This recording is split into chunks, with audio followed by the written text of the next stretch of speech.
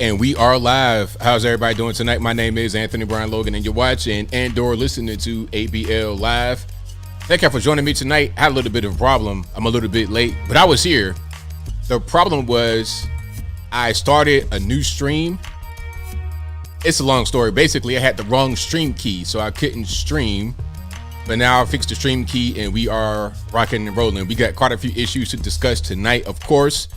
We got to talk about the State of the Union address. That's one that's all over the place right now. Your man Joe Biden raging. You got wife swap going on. There was a whole lot happening during the State of the Union address. We'll talk about it. Also, Roland Martin was on Valuetainment debating with Patrick Bet-David about Democratic cities. Why are these cities in such poor condition? Why is their crime rate so high? We'll talk about that in a minute as well. Also, the Proud Family on Disney Plus. I've never watched that when it first came out because by the time it came out, I was already an adult, basically. But it's supposed to be a children's show, family friendly, but it's not very family friendly. We'll talk about that in a minute as well. Also, did you guys see the insurrection at the Oklahoma state capitol? I thought that was a thing that we frown upon in this nation. I thought that if you do something like that, you're going to get the federales on your back. I thought that that was a thing that was beyond the scope of acceptable. We'll talk about that in a minute as well. Also, the genius 9-year-old boy graduated high school early. We'll talk about all those things and more on tonight's episode of ABL Live. And you guys are fantastic. If you're being here yet again, definitely appreciate you guys. Like I said, I was here on time, but I couldn't stream. And the reason why is because I started a new stream. So normally, just a quick little backstory before I get into everything. Normally when you stream or when I stream, I just reuse my same settings. But since the previous stream last night was a little bit different, I started I had new settings, but it changed everything. So I had to just realize that and fix it. So we are live. There was an issue today with the internet all over the place. For a while, YouTube was down. I thought, hey, man, it's probably the same thing. YouTube's down. I can't really get it to work. But we are here. We're live. And hopefully you guys are able to see me and hear me clearly. So thank y'all yet again for being here. You guys are the best audience anywhere on these internets. And we got quite a few issues to discuss tonight. There's quite a few things happening all over the internets. But first, let's talk about my sponsors. And of course, y'all know the best source of news and information anywhere on these internets is patriotpost.us. That's patriotpost.us. Link will be in the description box below. Also, go to my websites, two websites. First, ablmerch.com. We got hats, t-shirts, stickers, hoodies, mugs, and more right on the website, ablmerch.com. Y'all check it out. And if you have been there already and someone else needs it, tell a friend to tell a friend. Again, ablmerch.com. Also, check out my personal website, anthonyblogan.com. That is ANTHONY, the letter B, LOGAN.com. You can find articles for each video that I produce right on the front page. So if you ever have a question about where I got information from, go to anthonyblogan.com and it should be right there for you. All my links will be in the article's description. Right after the article, right after the video, it'll be links from the left, from the right, from the center, from the independent. Everything will be right there for you. Also, go to the contact page, anthonyblogan.com/contact. To find my email address, my snail mail address. You can also find my social media accounts. So my Facebook, Twitter, YouTube, Instagram, all of that stuff is right there on anthonyblogan.com/contact. And PSA, because I'm still getting emails about this, and y'all know I normally give this PSA during a live stream. And I may post it occasionally on my community tab. But I got to give the PSA because I still get emails about this. People are asking me, hey, is this you? Are you asking me to contact you? I will never, ever, ever, ever, ever ask you to contact me in a YouTube comment. So if you're watching one of my videos, you're enjoying it, you post a comment, and then somebody responds, and it looks like me talking about, hey, Contact me on WhatsApp. Contact me on Telegram. That's not me. It is a bot. It is a scam. Do not get scammed. And please, oh, please, oh, please, whatever you do not send them any money. I will never ask you to send me money. If you want to donate through Super Chat, thank you all for doing that. That's fine. If you want to go to my website and see anything on there you want to do, PayPal or Cash App, if it's on my website, it's legitimate. If it's on my YouTube page, like as far as like the little buttons right here or in the chat section, it's good. But I would never ask you to send me some money. So don't do it. Do not get scammed. We're in 2023. Please, oh, please, oh, please don't get scammed. If it's too good to be true, it probably is. Okay. I don't have any tips about how to make money in Forex. I don't even really know what that is. I know it's foreign exchange, but what is that really? How do you make money like that? I'm not the guy to ask. You know, I talk about politics. I'm not your financial advisor at all. So please don't do that. Again, anything in the comments that looks fishy, if it looks like me talking about contact them, it's not me. So that's what it is. Yeah, it's a bunch of the fake ABLs, and it's not just my channel. It's all over YouTube. It's all over YouTube. You're talking about even channels that got like 10,000 subs. It's bad. It's real bad. I don't know how this happens. It's like some kind of automated thing. And I think YouTube does an okay job of being able to handle it, but it's like playing whack-a-mole. When you get one pops up. So just be safe. All right. But yeah, hopefully I get to 1 million subscribers. YouTube is a funny place. Instagram right now is going really good for me. Shout out to Instagram. Instagram is weird. It's like Facebook. If you can crack Facebook and make that work for you, you can really reach our large audience. Now you might reach an older audience, but it's going to be a big audience. You're able to get your voice out there a lot more. But Facebook hates me for some reason. I can't really do anything over there. But Instagram, although they're owned by Facebook's parent company, Meta, so basically they're the same company, Facebook and Instagram. Instagram is much better for me. It's weird. It's so weird. Social media is weird. And I mean, they kind of all work together, which is why there was a big hubbub. Oh, okay. Hold on. Wait a minute. I'm seeing some news that kind of distracted me. But it was a big hubbub about the internet being down today, and it affected all of the platforms like at once. So the question is, are we sharing the same server location somewhere in a very cold place because servers get real hot, Alaska or somewhere? Like, what's going on? Anyway, so yeah, shout out to all the social media platforms, all the big tech. Hopefully we can have alternatives that really flourish and thrive. Shout out to Rumble and all these other places that could be a potential alternative. As of right now, big tech still holds a lot of weight. And I saw them have the I saw some of that at the House Oversight Committee, I guess. And they had Twitter in there talking about Hunter Biden's laptop story. I kind of want to, I'm going to do more IG Lives, Peanut 816. I promise. I'm going to do more IG Lives. I will, for sure. I'm going to try to do one either tomorrow night or Friday night. Y'all hold me to that. If I don't do enough IG Lives, y'all please hold me to that. But there's been quite a bit as far as this whole House Oversight Committee speaking about Twitter. And the people they have in there, good grief. I got some videos for you guys. Before we get to State of the Union address, but before we get there, I'm going to get to the Twitter thing, and then I'm going to get to the main event. And there is a whole lot there. All right. I think first, I'm going to show you guys how these people are. Okay, hold on. Wait a minute. Wait. First, let's take a look at this person who used to work at Twitter. Now, these are the kind of employees we have on the platform, right? These are the kind of employees we have. You see this hairstyle. I'm not sure what's going on there. I'm not really sure what's happening. Let's get a little bit of sound. You guys get the visual, but let's get a little bit of sound. Miss Navaroli. Now, I presume this is a biological woman, but nowadays, I can't tell.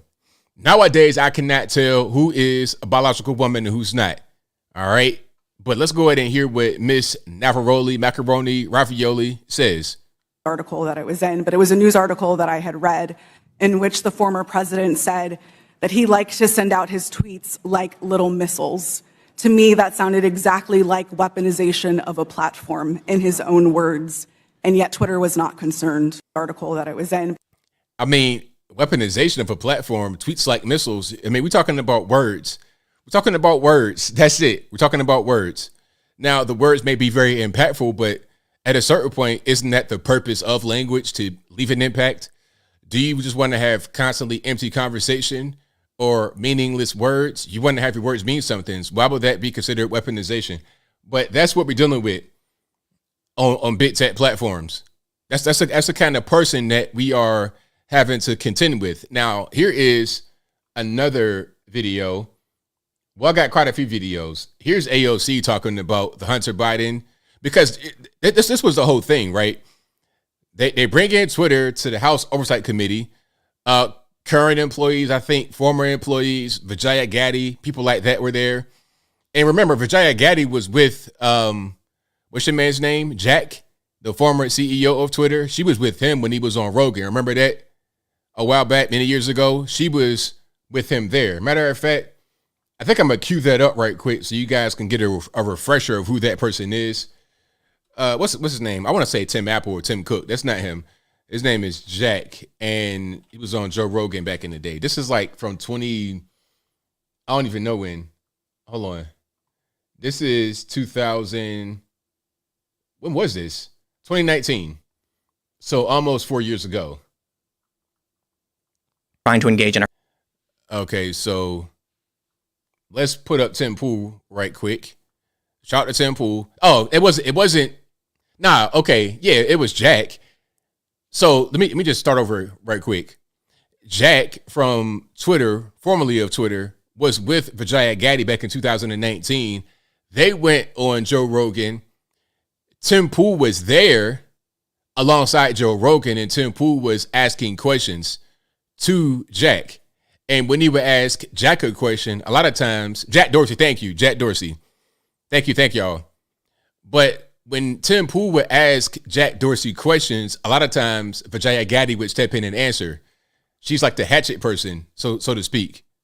A harassment campaign, which is why I said, let's talk about learn to code. But we do. There's Jack right there. We do look at There's Jack, and then you're going to see Vijaya Gadde right next to him. Coordination of accounts. Do you do that through direct messages? I don't know about direct messages, but do you read direct messages? We don't read direct messages. We don't read them unless someone reports a direct message to.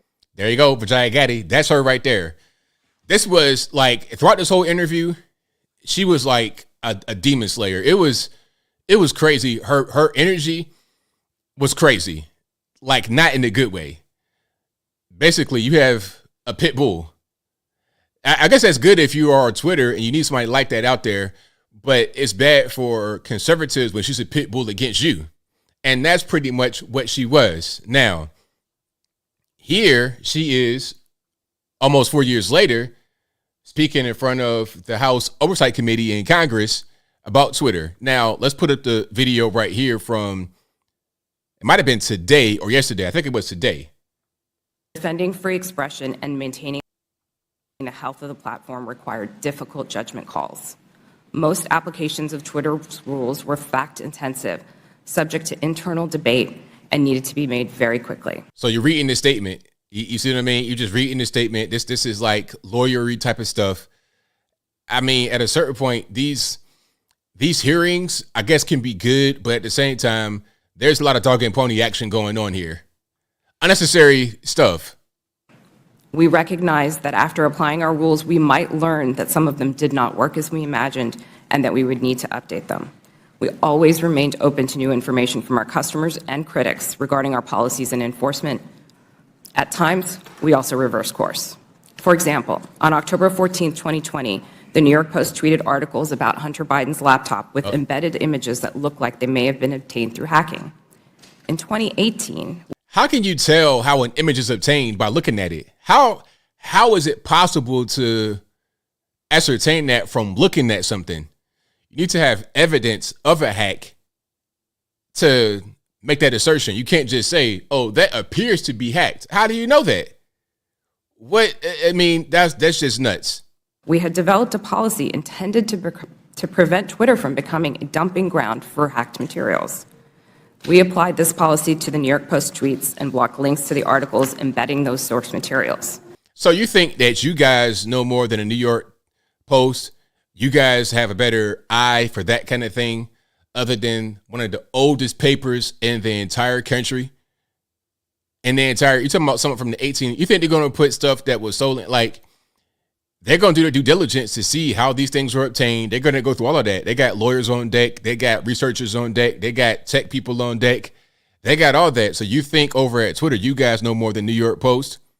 Come on, be for real. At no point did Twitter otherwise prevent tweeting, reporting, discussing, or describing the contents of Mr. Biden's laptop. People could and did talk about the contents of the laptop on Twitter or anywhere else. Well, why would you stop people from talking about what was on the laptop? Like, I can't even say what I saw. I can't even describe a thing that I saw. So if I walk outside today and I see, I don't know, Black Hole Sun, shout out to Soundgarden, RIP Chris Cornell. If I see something like that, I can't talk about it. Why? Why is that a bad thing? I don't really understand.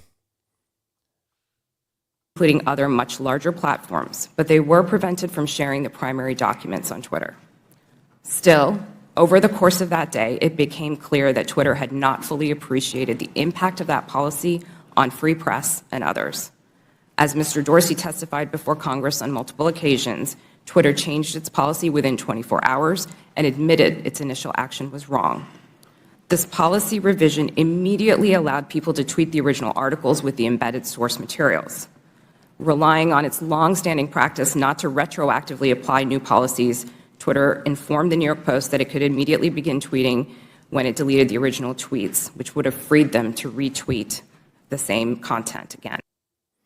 So yeah, that's Vijaya Gaddy speaking before the House Oversight Committee. I think that was today, about Twitter blocking the Hunter Biden laptop. Now, the reality behind all that gobbledygook you just heard was the federales reached out to Twitter, Facebook, all the mentioned platforms.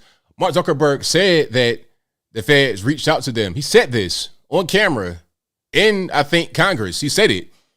They reached out to us and warned us about Russian misinformation and all this and that and the third, right at the same time when Hunter Biden laptop came out. I've never seen such stories just completely be suppressed that way. Furthermore, if they're worried about dishonesty, hacking, things of that nature, then why didn't they apply that same thing to the whole thing with, what's your man? The new Supreme Court Justice, Brett Kavanaugh. Why didn't they apply it there? Oh, she appears to be a false witness. You got 100 people talking about he's a good man that would never do anything. But that same level of attention to squash that story from getting out was not paid to Brett Kavanaugh. It was fine. Let it fly. Whatever they want to say, let it fly. That's how these companies operate. It's so hypocritical, it's ridiculous. Now, here is AOC pretty much denying the Hunter Biden laptop story. And we all know it's real. It's like, come on, man. We see this dude on tape smoking crack. What more do we need to understand? Like, come on. Hunter Biden, I see you. You pretty much, whenever you decided to go get high, whenever you wanted to smoke crack, you pretty much set up a camera like you about to record a movie. Your feature film, Hunter Biden goes to smoke crack, like Ernest at camp. Hunter Biden at the crack house. That's what happened, but I digress. I'm getting triggered. So they've dragged a social media platform here in Congress. They're weaponizing the use of this committee so that they can do it again. A whole hearing about a 24-hour hiccup in a right-wing political operation. That is why we are here right now. And it's just an abuse of public resources, an abuse of public time. We could be talking about healthcare. We could be talking about bringing down the cost of prescription drugs. We could be talking about abortion rights, civil rights, voting rights. But instead, we're talking about Hunter Biden's half-fake laptop story. I mean, this is an embarrassment. So they've dragged a social media platform here in Congress. How is it half-fake? Either it's legitimate or illegitimate. Where is the where's the gray area there? I don't really understand. Either it's legitimate or not. How is it half fake? It doesn't make any sense. Shout out to all the people that's right around my age or older that remember Ernest at Camp. Yeah, all the Ernest movies. Shout out to you. But yeah, this whole thing was a mess. I'm not sure if the hearings are still going on or if they have finished. But I think the ultimate takeaway here is that social media companies, they engage in a lot of censorship and they work on behalf of the federal government, in my point of view. Now, I have an article just came across my timeline. Just right now, it just flew across my timeline. I'm gonna show it to you guys right quick, and then I'm gonna get into some more things. Remember Nord Stream 2 when that blew up? An accident? Come on, you think they're gonna put that much lead, steel, whatever it is, up under the ocean? And it's going to magically spring a leak like it's a water hose in somebody's front yard, like somebody's dog that went in your front yard and chewed on your water hose. You turn it on and it's spraying from one side. It's spraying like a pop hole. That's not going to happen. In order for Nord Stream 2 to have been damaged to the point where oil is shooting out of a quote unquote hole or something like that, it had to have been attacked. And what did we see in the water right when that whole thing happened? Right after the whole thing happened, right before the whole thing happened, U.S. warships. And what did Joe Biden say? Oh, we'll take care of it. We'll fix it. All this and that. Talking about like, what you gonna do about Nord Stream 2? Oh, we'll take care of it. Don't worry about it. So here's an article that came across my timeline. This is from Daily Mail. Did Biden give the order to destroy Putin's Nord Stream pipeline after Ukraine invasion? Bioshock report claims Navy divers carried out mission to kill Russia's gas stranglehold on Europe, an audacious mission overseen by the president. Now, this might be a whole video for me. I might do a video about this tomorrow, perhaps, but let's just check it out. U.S. Navy divers planted C4 explosives that caused $500 million damage to Nord Stream pipelines between Russia and Germany. Sensational report claims. Report by Pulitzer Prize winner Seymour Hersh details plot in response to Russia's invasion of Ukraine and Europe's dependent on gas from Moscow. The White House and CIA have denied claims their attack was carried out after 9 months of secret planning overseen by President Joe Biden. But Joe Biden said, hey, man, I'm going to take care of it. Don't worry about it. And a few months later, it's magically attacked. By who? Who else is going to go, what was that, up in the Baltics? Who's going to go up in the Baltic Sea, dive to the bottom, and pop a hole in Nord Stream 2? Who's going to do that? The Europeans went and do, like, let's just say what we pretty much know, that it wasn't an accident, right? Let's just say that. Who has the motive to attack that? Who has the ability and the motive and the opportunity? The Europeans wouldn't do it because they need that gas. The Germans wouldn't do it. Why would they do that? They need that gas. The Russians wouldn't do it because if they wanted to shut the oil off, the gas off, they would just shut it off at the source. They could just close the spigot in Russia. Why would you attack your own, and you put money into it, why would you attack your own infrastructure? That doesn't make any sense. Like, there's no purpose. I mean, you might do something like that for a particular reason, but what's the reason you would do that? So Russia had no business doing it. The rest of Europe went and doing it. Ukraine might want to do it, but they have no ability to go out there and do that. They would need the U.S. to do it. We had the opportunity because we got U.S. warships right there in the Baltic anyway, because, you know, of the NATO allegiance, because you have Baltic states, Latvia, Estonia, Lithuania. These are Baltic states that are part of NATO. So you can have U.S. warships and whatever else you want right there in those states, right there in the Baltic. And these states are right in front of the water that goes to St. Petersburg, Russia. You see what I mean? And they can deploy whatever they want from right there. And the motive would be to damage Russia, because that's the whole point behind supporting Ukraine. You're supporting Ukraine in this quote unquote battle, this war, to damage Russia. So if you want to further damage Russia, you will attack their pipeline, because their ability to generate revenue to feed the war is now damaged. It's simple. I thought that right when it happened. And now it's a report coming out saying that Biden planned it. Of course. I mean, if that's true, I got to say allegedly. But I mean, come on. We all know pretty much what's going on. We know what it is.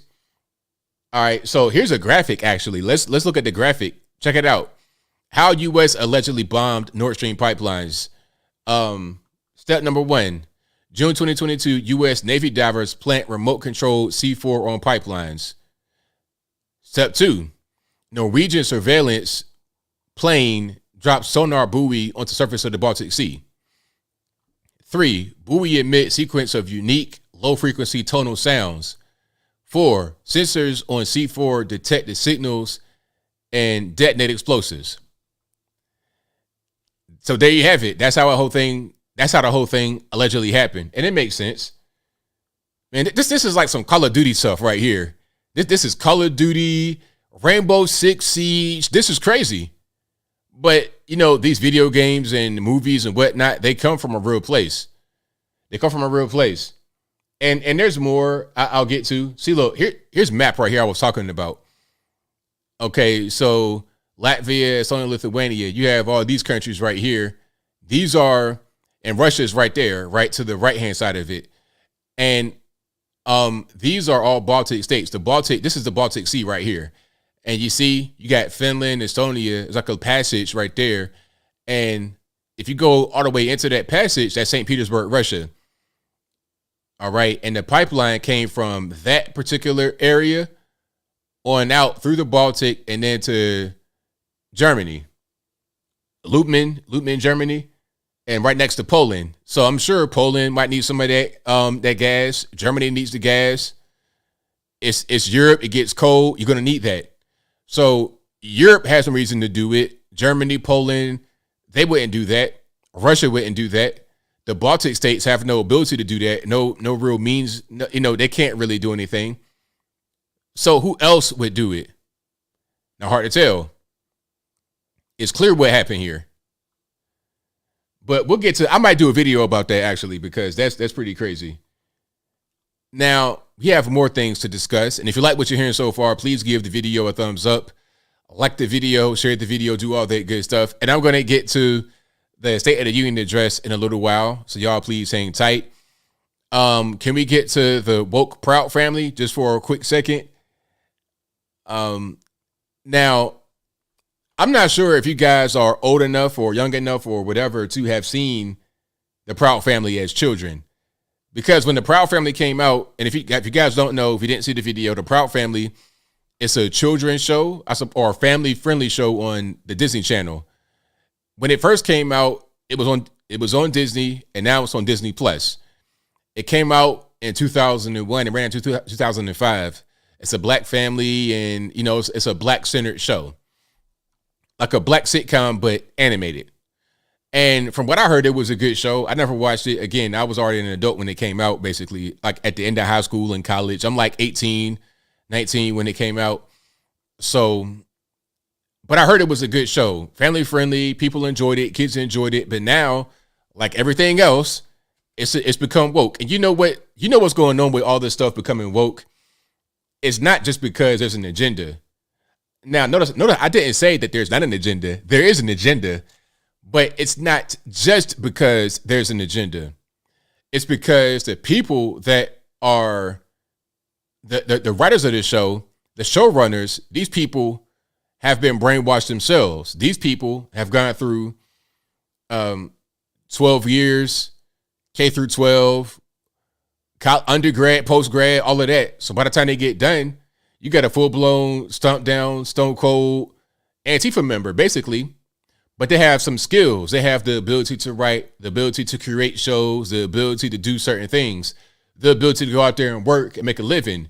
Unfortunately, what they do is they inject their wokeness into these shows that really shouldn't be. Gregortron says it was great.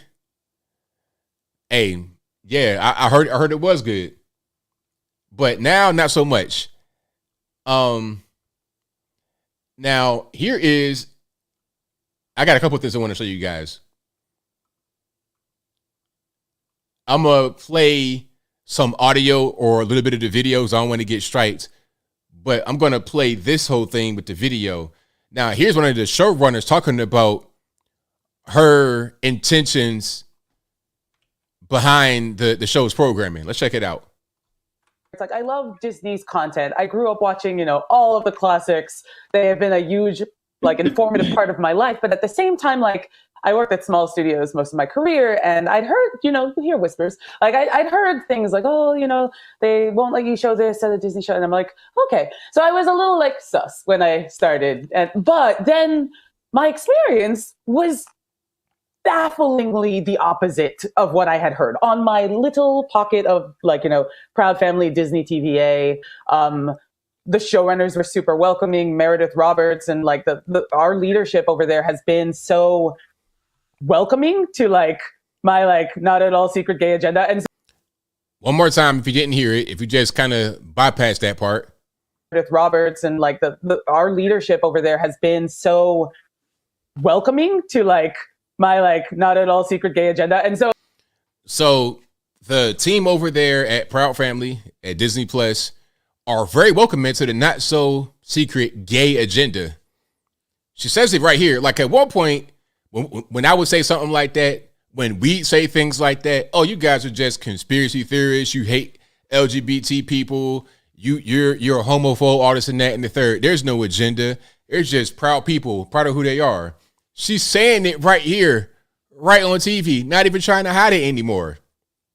Not even trying to hide it. Speaking of not trying to hide it, I got a lot of videos for you guys, but I got to show you one video of not trying to hide it. I'll try to remember that and come back to it. So I feel like I felt like it was, maybe it was that way in the past, but I guess something must have happened in the last, they're turning it around, they're going hard. And then all that momentum that I felt, that sense of, I don't have to be afraid to let's have these two characters kiss. Let's in the background. I was just wherever I could, just basically adding queerness to if you see anything queer in the show, I'm Proud Family. But I just was no one would stop me and no one was trying to stop me. So she's saying it right there. It's look, I have a gay agenda and I'm going to put queerness wherever I want to in the show. Now, remember, this is a children's show. We're talking about a show for kids. The cast of characters are kids. They got mom and dad too, but it's a kid show. Okay, we're talking about, I say between the ages of what? Maybe toddler up to about middle school, that age range. Maybe a little bit right around there. High school at the latest. Freshman, 14 years old, maybe. No older than that. You're talking about kids. So this is a way to indoctrinate your children. And you may have watched a Proud Family as a child and thought it was good, and then you get excited for the reboot, and you got kids now on your own. You put them in front of the TV, and you see that kind of stuff going on. It's a mess. It is a whole big mess. Now, here is one particular scene from the show. They're having a Skype Zoom call type thing among themselves, a group chat, a video group chat, and they're talking about dating. Now, you know what one thing that I really saw on the internet, so on Twitter about this, is you have femcels, women that are basically the equivalent of quote unquote incels, guys that are not appealing to women for whatever the reason may be. You have women that are the same way. Now, rather than just improving yourself, trying to, rather than improving yourself and trying to make things better for yourself, you react angrily. Not necessarily violently, but you react angrily. It's you got a chip on your shoulder and you got a point to prove, and you want to attack others verbally because of what they want to do, because you can't have what they have. It's the jealousy and envy due to you not being able to get what you want. So a lot of these quote unquote femcels, these female kind of incel people who are angry and not trying to resolve whatever problems they got on the inside. See, it's different between not having success with the opposite sex or anybody and you not doing anything about it. If you don't try to fix yourself, you don't try to improve yourself, then whatever you got is your fault. If you make no effort to improve yourself, whatever you are left with is your fault. However, If you do improve yourself, then you won't have these problems. But some people stay in this state of, I'm not going to fix myself. I'm not the problem. You're the problem. And they lash out. Okay, so let's go ahead and play some of this, and then you'll understand more of what I'm talking about. We need to talk about that little incident in the cafeteria today. When your tracks fell into your mashed potatoes, girl, you'll be okay. Hair is protein. No. I gotta not necessarily show some of the video because of copyright issues. So y'all please bear with me. I'm about to like cut it off a little bit or kind of like do like that with the screen. So y'all just understand what I'm doing. Oh, you know what I'm talking about, Penny. Noah only dating white girls. Yeah, no chocolate, no caramel, no sprinkles, no nothing. So they're talking about some boy at school only dating white girls, and that's somehow a problem. Now, can I speak on this right quick, just for a moment? Uncle ABL time. If a person wants to date whoever they want to date, who cares? As long as the person they're dating is consenting to it, it's fine. And kids don't even talk like this. But let's just take the kids out of it. Let's just say everybody's an adult, right? Of age to consent to whatever. Whatever they want to do amongst themselves as consenting adults, I don't care. As long as they're on the same page, y'all go for it. Not my business. Why do you care? Why would anybody care about what race somebody's dating? You know why? You know why? It's because they're mad they can't get any boy, let alone that boy. And because he only dates white girls, they think that that's the reason why they can't get him. But in reality, it's like, yo, how much do you weigh though? How much do you weigh? Are you an annoying person? Are you a kind person? Look at his face. Do you want to get up in the morning and see that face staring back at you every day? I don't want to see that. No, that's like being in the penitentiary. I ain't trying to get locked up. I ain't never been. I ain't trying to go. So maybe there's other reasons why you cannot achieve what you want to achieve rather than somebody dating whoever they want to date. What if he was LGBT? Then he still wouldn't be available. And there's an LGBT person right there, but they don't want to attack that guy for not being heterosexual. For not being heterosexual. But at a certain point, they might want to attack him too. Oh, you don't like women. You're a hater. But the LGBT, again, they get a pass. It's fine. If an LGBT guy doesn't want to date women, that's fine. But if a heterosexual doesn't want to date a black woman, then that's somehow a problem. It doesn't matter. Ultimately, either person is unavailable to you. But that was so much I wanted to get off my chest. Don't act like you didn't feel some type of way, Proud. Yeah, what's wrong with us? Girl, we do not have enough time for that conversation. So there's the LGBT man right there. That's Dwayne Wade's son, basically. And this whole thing with the trans kids, I'm gonna get to the trans kids thing because they were protesting at the Oklahoma Capitol about this. But it's like, why must the kids be trifled with in this way? Let the kids be kids. If I had a boy and he wanted to call himself being transgender, I'd be like, look, son, whatever you want to do as an adult, I can't control. Hopefully, I raised well enough to make proper decisions, not go out there and be in any kind of danger. You know, and I don't know what would cause my boy to become trans or whatever he wants to think about himself. But I'm like, check it out, though. We have rules in this house. Now, I don't care if you want to be transgender, a helicopter, a firefighter. I don't care what it is, but you're going to follow certain rules in this house. And you are a boy. You're not going to be in here wearing dresses and lipstick and makeup. I'm sorry. You're not going to do it. Now, once you get to be an adult, knock yourself out. But here we got rules. And too many parents are afraid to set rules for the children. And sometimes the parents encourage that kind of behavior for whatever the reason may be. And we know why some of them do it. Didn't we see that couple in Atlanta? The LGBT couple with the two boys that they were doing some things with? I don't even want to go down that road, but I know what I'm talking about. So maybe there's another reason why this kind of stuff is happening. Why they have an LGBT little boy that's cross-dressing. He's probably 13 years old right here, at best, at the oldest. This is not an adult, so why are we having that image given to children? It's not right. Oh, you're right. Bye. Look, there is nothing wrong with you or any of us. He just likes Zoe. Because she's white. Right, Maya? My cousin lives down the street from him and says he only goes out with the vanilla. That's not Zoe's fault. Besides, we don't know that's true just because your cousin says so. He could be dating Zoe for Zoe. Have you guys ever thought about that? Well, what I do know is we voted. And what's the reason in speaking? But look at this right here. See that I have a lot I could say, but I'll keep it to myself. But that right there, I don't want to see that in the morning. Blonde hair hat. I mean, this is not good. This is not good, especially for children. And Becky with the red hair is officially uninvited to the princess party. Who's that? Hey, you guys are in the chat are funny. Somebody said dress like someone's auntie who's been through a lot. That is hilarious. Talking about the boy, that is hilarious. Oh my goodness! Now this is the white girl that they're upset about. Okay, Pippi Longstocking. I don't know what's going on. Zoe?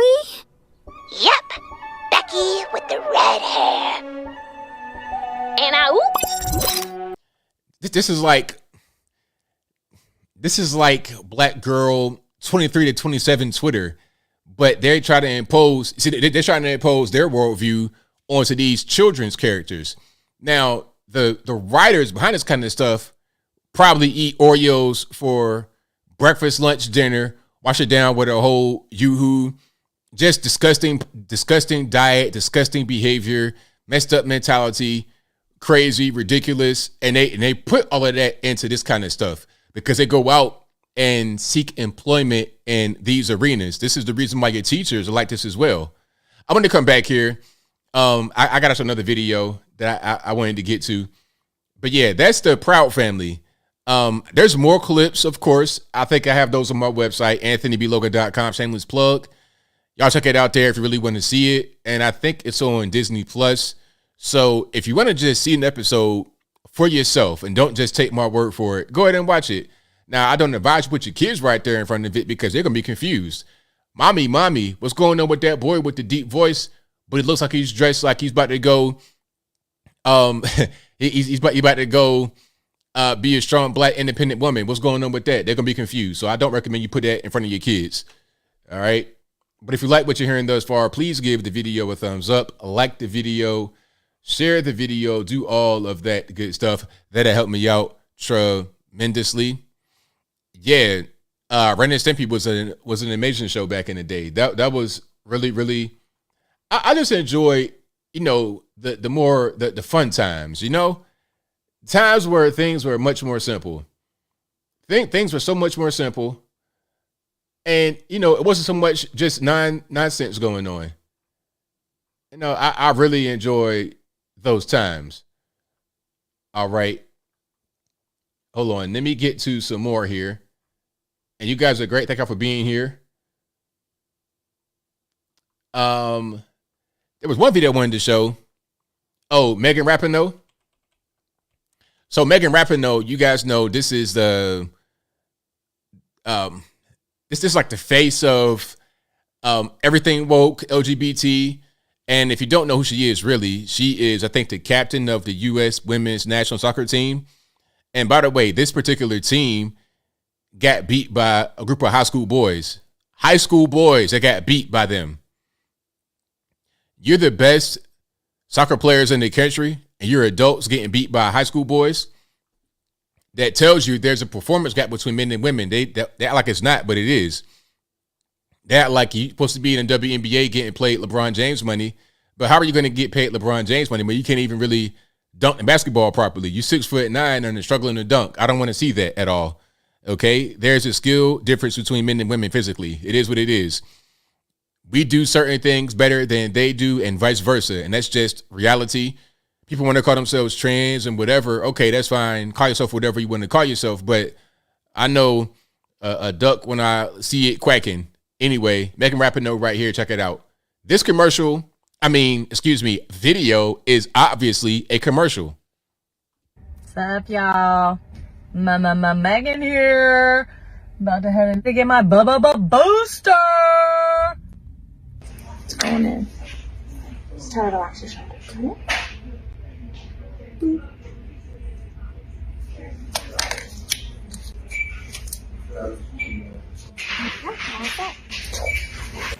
I'm in, boosted, ready to roll into this year. Let's go. Now, this at the end has a vaccines.gov basically commercial.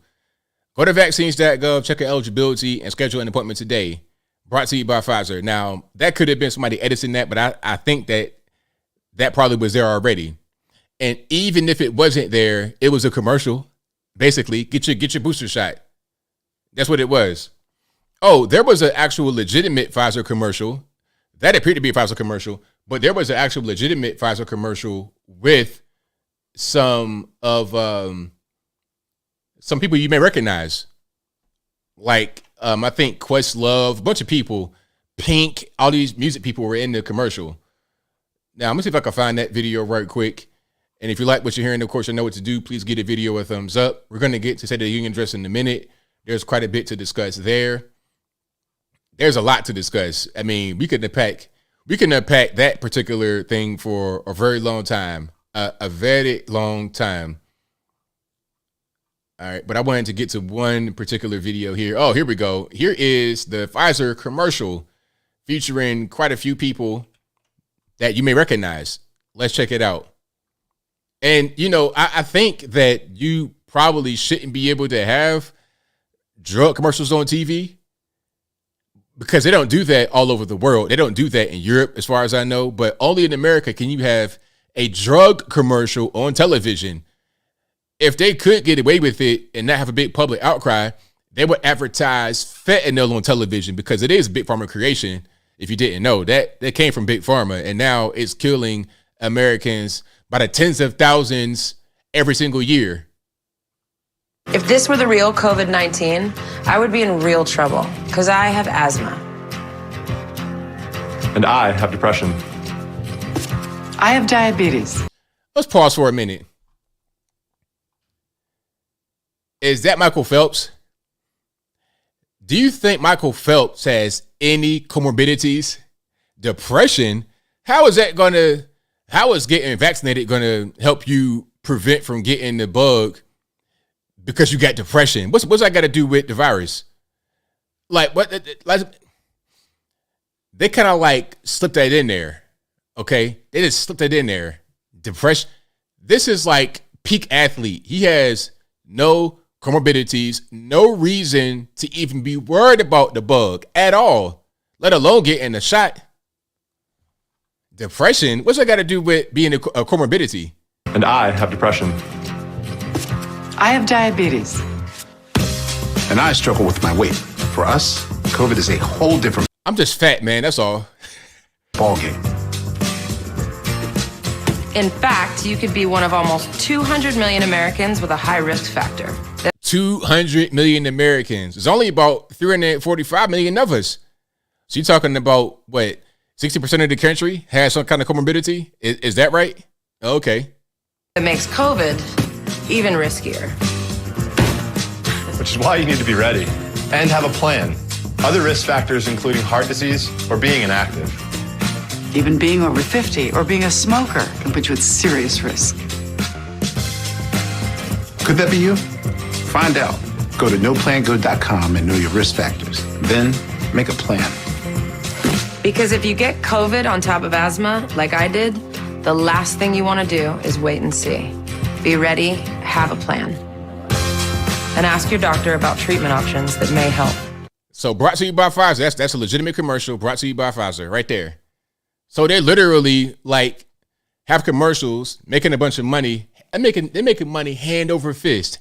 Hand over fist. They're making money. And it's kind of just unregulated. Big Pharma could do whatever they want to do. Meanwhile, hey waitress, you wanna get tip money and not report it to the federales? Well, check it out. You're going to the penitentiary. That's all a story about them trying to crack down on waitresses' tips. I gotta find that. There might be a video about that actually. Let me see if I can get that right quick. IRS waitress tips. I gotta find that. I promise I do. It might be an article, actually. Yeah. So Biden's IRS plans to crack down on waiters' tips. Now, I was told that the 87,000 new IRS agents were to tax the rich, right? Oh, if you make under $400,000 a year, you won't pay a penny in more taxes. So why am I waitressing? Why am I a waiter at Applebee's and you coming after me? Like, come on, what are we doing? So the IRS proposed a revenue. Hold on, I'm gonna just read some of this right quick. They proposed a revenue procedure this week to crack down on the service industry reporting the tips. The service industry tip compliance agreement, they got a whole thing. SITCA program would be a voluntary tip reporting system in which the IRS and service industry companies cooperate, according to the announcement on Monday.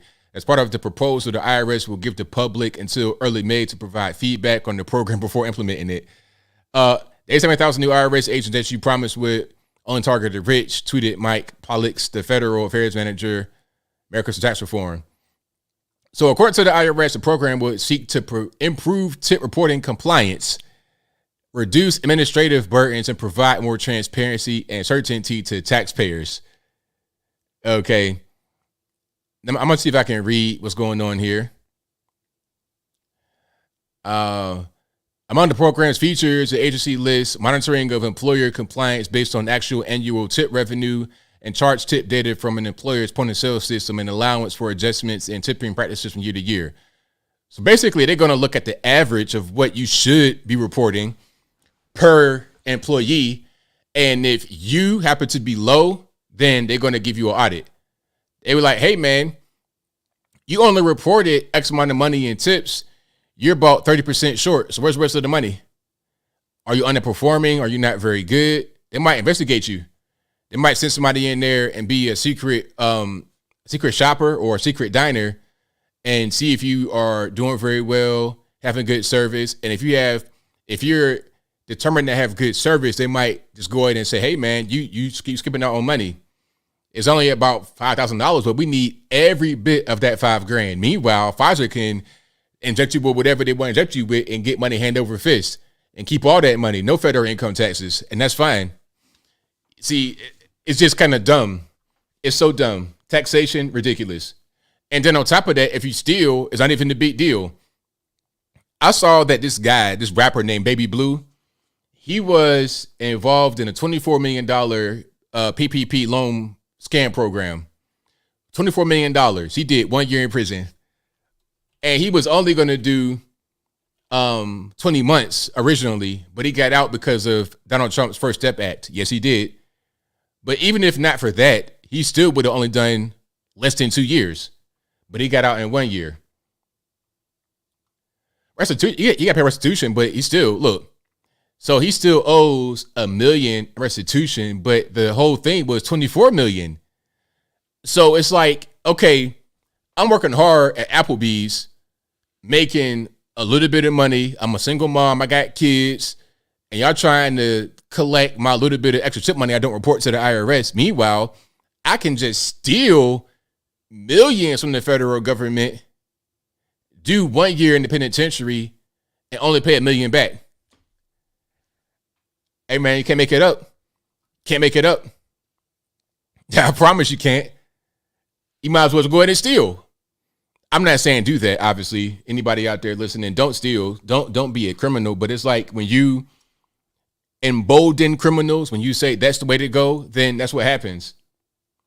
And speaking of emboldened criminals, I don't have a lot of time to talk about Roland Martin right now, but Roland Martin was on Valuetainment speaking to Patrick Bet-David about Democratic cities and why there's such a high crime rate. So the majority of cities that have very high crime rate in this country, the top 30 cities that have very high crime rates in this country, you have the majority of those that are run by Democrats.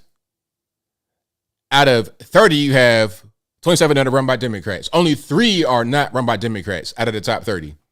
The top 27, all Democrat. And people could say, well, you got cities, you got gangbangers, you got a lot of people, whatever. You could say all that, but really, ultimately, it comes down to the policy. Because if you allow the gangbangers and the criminals to do whatever they want, first of all, you're going to enable them to keep going and recidivizing over and over and over again, terrorizing the community, but you're also going to send a signal to everybody else. An example of that thing is this. In ODU in Norfolk, Old Dominion University in Norfolk, it was known to be an attractive place for robbers to come rob college students. Like a security, like a police force, whatever it was, everybody knows ODU, if you're out there walking, going to Chicho's Pizza or whatever at a certain time of night, you liable to get robbed. Walk with a group of people, walk with a buddy, all y'all getting robbed. I heard a story when I was going there back in the day. It was 6 people that got robbed at one time walking outside because it was 10 guys with rifles. They ran. It was crazy. It was crazy. But anyway, the point I'm making is you send a signal to people to come to that place to rob.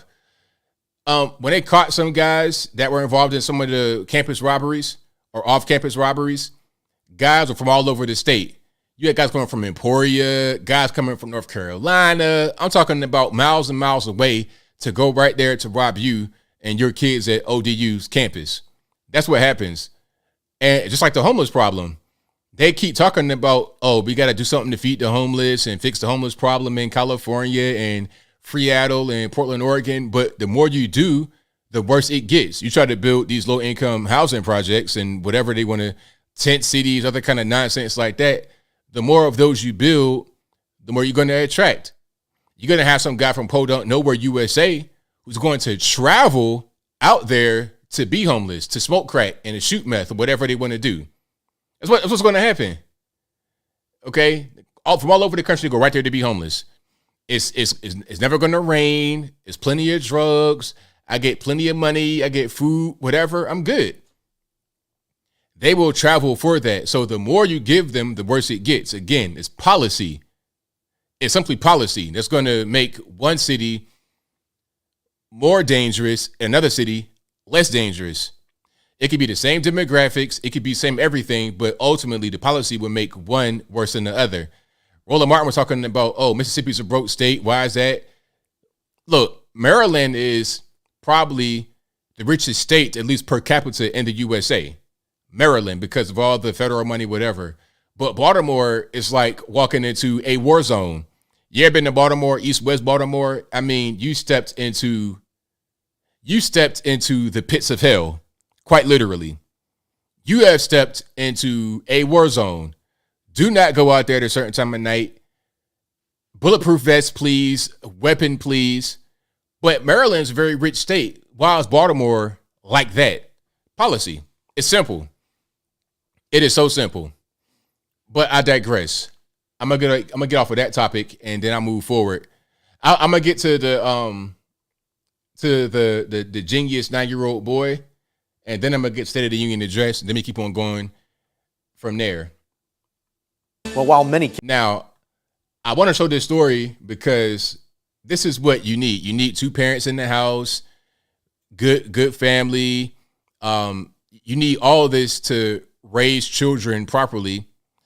And also you need good schools. A lot of these schools, and a good school, in my opinion, or good education, even if not school, part of having a good school is to not have indoctrination, the LGBT, all that stuff. Let's talk about X's and O's. Let's talk about basic reading, writing, arithmetic, not wokeness. Let's check it out right quick, and I keep on moving after that. Well, while many kids his age may be playing video games or learning a new TikTok dance, a Harrisburg charter school student is starting college after earning his high school diploma at the age of 9. Some may call him a prodigy, but his family and friends, they just call him David. Fox 43's Robert Stover visited the young graduate and his family to find out how he accomplished so much so soon. David Balogun looks like your average happy-go-lucky child. He plays baseball, does karate, and enjoys activities with his parents and sister. What separates David from other kids his age is that he graduated high school at 9 years old. High school graduate, 9 years old, a little boy. Put it into perspective. At 9 years old, you probably were in the 4th grade, still coloring and whatnot. He's graduated high school already. Let's hear him speak. At 9 years old, I realized that I am able to graduate at the age of 10 or 9 as long as I put the effort in. And with the help of my mom and my dad and, of course, Reach Cyber Charter School, I was able to graduate at the age of 9. David is now... I love it. I love it. We need more boys like that. We need more kids that like that really enjoy school, that really want to put themselves. But the kid is a genius. I mean, did you hear like how he was speaking? Like to speak so well, to articulate yourself so well, and communicate so effectively to people. It's just amazing. The youngest student ever to graduate from Reach Cyber Charter, based in Harrisburg. He entered the program in 3rd grade and quickly excelled. One of the important things in our charter, we have accelerated pacing so kids can go year-round, and if they're very smart and on track and motivated like David, they can move ahead at their own individual pace. I wanted to do it because I had the abilities to do it. So why not use those abilities? Now, look at Dad. Dad, Nigerian. Oh, my son, he's so smart, eh? Hey, he is so smart. He's going to college. He's not going very far, though. He's not going very. He's staying right here in Pennsylvania. He's not going very far. He's a little boy, little boy. And then you see Mom, super happy. But Dad, look at my son. I love my boy. He is so smart. Abilities to the greater good.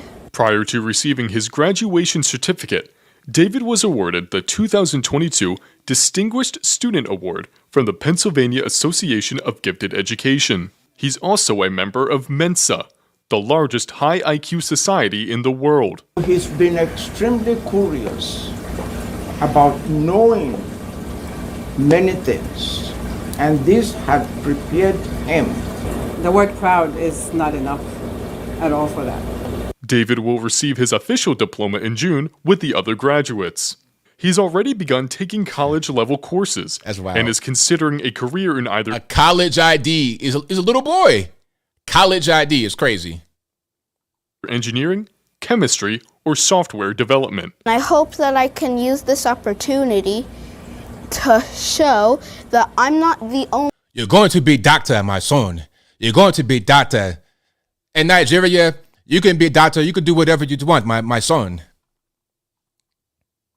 So yeah, shout out to David Balogun, 9 years old, graduated high school. Shout out to mom and dad. That's very important to have both of your parents there to make sure the whole thing happens. And I'm glad you guys enjoyed the accent. You know, I've heard quite a few Africans in my day. Shout out to all the Africans, West Africa. Shout out to all the East Africans, Central, South, the Northern people, the Berbers, Arabs, wherever you are. Shout out to y'all as well. Yeah, definitely a feel-good story for sure. And I'm sure that the dad is probably a doctor himself. I'm sure.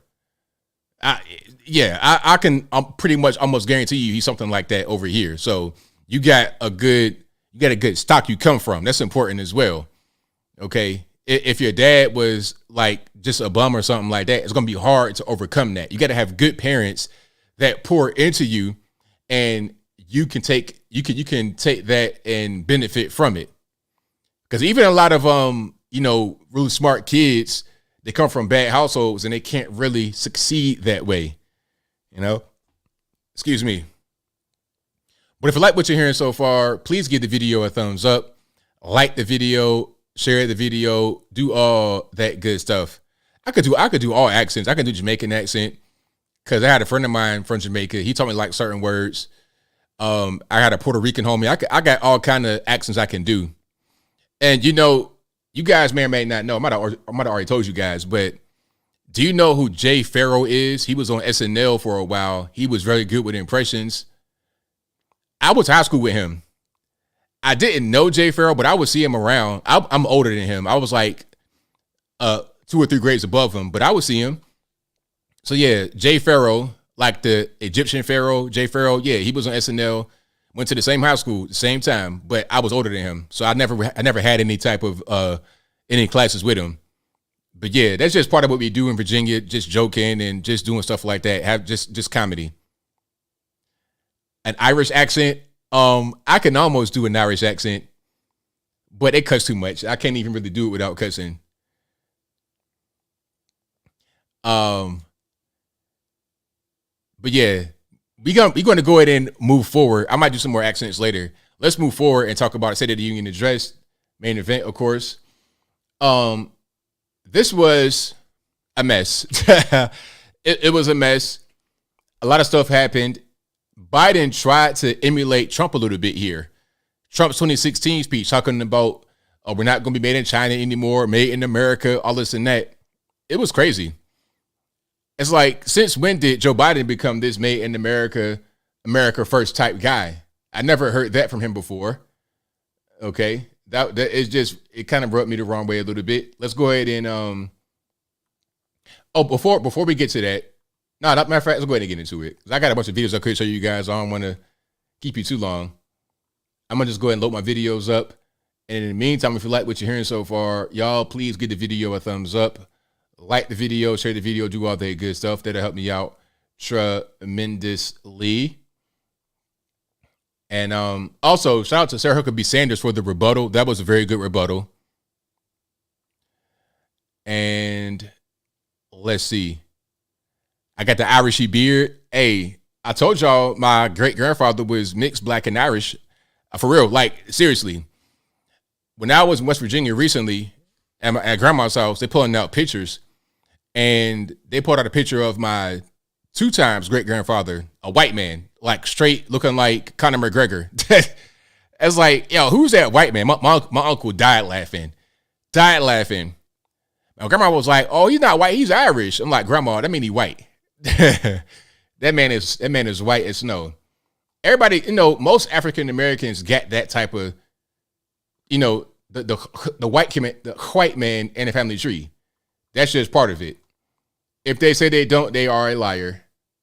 Okay, let me try to do that one more time. I didn't do that properly. Get these videos loaded up. But yeah, that man was white though. I mean, that's just what it was. A whole white man. And it's fine. It's okay. It's okay to be white. It's okay to have a white family member. And there's no shame in that at all. All right, let me do this properly. I was trying to load the videos up, but it didn't load up properly. Let's try to do that one more time. Okay, there we go. There we have it. But yeah, my great-grandfather had an Irish name and everything. Had an Irish name, Irish first and last name, Irish. If you know, you know. But I ain't gonna get too much information right here. So let's play some of these clips right quick. Here is Joe Biden talking about if you earn less than 400 grand, your taxes won't raise. And I think that 400,000, I think that 400,000 is for a family, not for a single person. And I need to be crystal clear. I said at the very beginning, under my plans, as long as I'm president, nobody earning less than $400,000 will pay an additional penny in taxes. Nobody, not one penny. But let's finish the job. So yeah, I wasn't really feeling that too tough. Now here is Marshall Taylor Greene talking about Biden is a liar, because at one point Biden was talking about sunsetting Medicare and Social Security, and she got super triggered, and I was triggered right there with her. And shout out to that fur coat or that fur collar. I know PETA is punching the air right now. They are punching the air, whether it's a real fur or not. I hope it's a whole fox from Siberia. So then, if you got a Russian fox on your shoulders, are you going to be offended because it's fur, or are you going to be glad because it's a Russian fox? And anything from Russia, I don't care if it's a fox or a human being, is bad. Let's go ahead and keep rolling here. Instead of making the wealthy pay their fair share, some Republicans want Medicare and Social Security to sunset. I'm not saying it's a majority. Let me give you, anybody who doubts it, contact my office. I'll give you a copy of the proposal. That means Congress doesn't vote. Yeah, that part right there, I'm telling you. And then she's like, liar. I like her. I like her a lot. And she's here where I'm at locally, like North Georgia, like Catoosa County somewhere, that particular area. Yeah, she's definitely a local celebrity here. The fur, real or no real, it looks good. Well, I'm glad to see you. No, I tell you, I enjoy conversion. You know, it means if... What is that? Like, can somebody explain that? You enjoy conversion. What does that mean? You enjoy conversation. You enjoy conversing as far as talking. What are we saying here? I'm not exactly sure. Maybe I'm just not necessarily, I don't have a very verbose vocabulary, I suppose. But what does conversion mean in this context? I like conversion. What you mean? Conversion of third down to first and goal to go? Like, what are we talking about? Football or the State of the Union? If Congress doesn't keep the programs the way they are, they'd go away. Other Republicans say, I'm not saying it's a majority of you. I don't even think it's even a significant, but it's being proposed by individuals. I'm not politely not naming them, but it's being proposed by some of you. Look, folks, the idea is that we're not going to be moved into being threatened to default on the debt if we don't respond. Folks. The face is crazy. Okay, we have more clips, of course. Oh, here was one talking about the talk. I hate whenever it's some kind of black issue, somebody died. It don't matter how they. I hate when that happens because I just don't like all the cringe social things that happen as a result. Oh, you gotta have to talk with your kids about all this and that. It's like, man, like, why is it gotta be all this black? Like, at a certain point, if you have parents that are concerned or they want to teach you certain things, they may tell you certain things, but it's not necessarily the talk. I hate stuff like that because the way it's framed is if you don't tell your kids how to behave around police, you're going to automatically get shot and die because you're not doing right. Because you're not doing exactly what they say, you know, being all nervous and it's just not that way. When you get pulled over most of the time, bad tag, speeding or whatever, giving license registration and go about your day. Maybe you get a ticket, maybe you won't get a ticket. Usually it's nothing really there.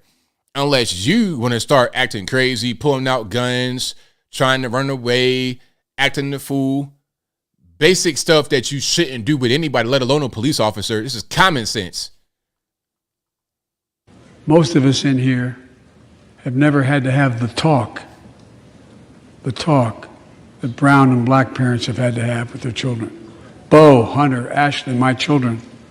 I never had to have the talk with them. Furthermore, if you talk to your boy about a few things, maybe he wouldn't be a whole crackhead right now. Just maybe. Maybe the talk could have been, hey, son, you know what? There's a lot of drugs out there you might want to try. But that crack, man, it'll take you under. Don't do crack, son. Don't be a crackhead, son. Maybe that might would have worked. Now you got a whole crackhead. But I digress. I never had to tell them if a police officer pulls you over, turn your interior lights on right away. Don't reach for your license. Keep your hands on the steering wheel. Imagine having to worry like that every single time your kid got in a car. Most of us. I mean, that's not even really. It's just worrying every time somebody get in the car. I mean, please. I've been driving for a long time. I done drove all over this place. I done drove in mountains. I've been in all types of positions. I've been driving. It's cold, rainy, hot, windy, snowing, whatever. Never had a problem. I've been pulled before, but it's always my fault. Whenever I've been pulled, I had bad tags, and I got pulled one time for speeding back when I was like 16, and I was going 45 and 35, and I didn't really realize that the cop was giving me he was trying to give me the way out. He was like, hey, son, do you know how fast you were going? I was like, 45. Do you know what the speed limit is? Yeah, I knew. If I would have just said, oh man, I didn't know, like, all right, son, don't do it anymore, I probably would have got a warning. But me just being, young and don't know anything, I want to be super honest because I had that already in me. You see what I'm saying? But I've not been pulled for speeding in over 20 years. That's just not a thing that happens. I be in big cities. I drive in Atlanta all the time. A big truck in Atlanta, downtown, never no problem. I done hit U-turns, all that kind of stuff on the one-way street, never no problem. I don't get it, man. I don't understand this whole thing about the talk and being afraid to drive outside. I don't really get it. It's weird. It's weird to me. And if you are afraid to drive outside, you're soft. You are soft. If you don't want to drive because you're scared of the police, you're soft. Or you might smoke weed in your car and you get pulled over. Okay, maybe you have a Rolls Royce and you want to smoke weed in it. So of course you're going to get pulled over in that. But how about don't be a dope fiend and smoke drugs in your car? Wait till you get home. All right, hold on. Let me keep on going here. Now, at a certain point, Biden was raging. Autocracy has grown weaker, not stronger. Name me a world leader who changed places with Xi Jinping. Name me one. Name me one. America's rallying. Autocracy has grown weaker, not stronger. Name me a world leader who changed places with Xi Jinping. Name me one. Name me one. Sir, why are you screaming? What's the problem? Are you okay? Like, what are we really doing? Oh, and he's talking about oil. That was weird. Because, okay, the oil companies, a little bit of context, the oil companies made a lot of money, but it didn't reinvest into refineries and stuff like that. And people are saying, oh, well, they will keep the money for themselves, giving executives bonuses, and then they're asking them, hey, why aren't you investing into refineries? And they're like, well, you talking about we're not going to have any more oil, we're not going to have more fossil fuels, so you're going to shut it down and not allow us to utilize it. So why put money there when it's going to get wasted? It's very simple. And here was his response. Production. And when I talk to a couple of them, they say, we're afraid you're going to shut down all the oil wells, all the oil refineries anyway, so why should we invest in them? I said, we're going to need oil for at least another decade. And that's going to exceed and beyond that. We're going to need it. Production. I don't understand how we're going to have all electric in 10 years. I don't really get it. We're not there with technology yet. We're just not there. Fossil fuels are going to be here. They're not going anywhere anytime soon. Okay? You're still going to have these old clunkers on the road, still putting, getting it. California wants to phase out any gas power engines, I guess, in passenger vehicles. How are you going to be able to fly? Oh, that's fine. You can have a private jet at a millionaire's house, and that's going to be on straight jet fuel. Ain't going to be no electric jet. And it costs thousands to operate a plane going from point A to point B sometimes in the country. So how much for a private jet? A lot of money. So you can have a private jet that runs on this dirty fossil fuel, and that's fine.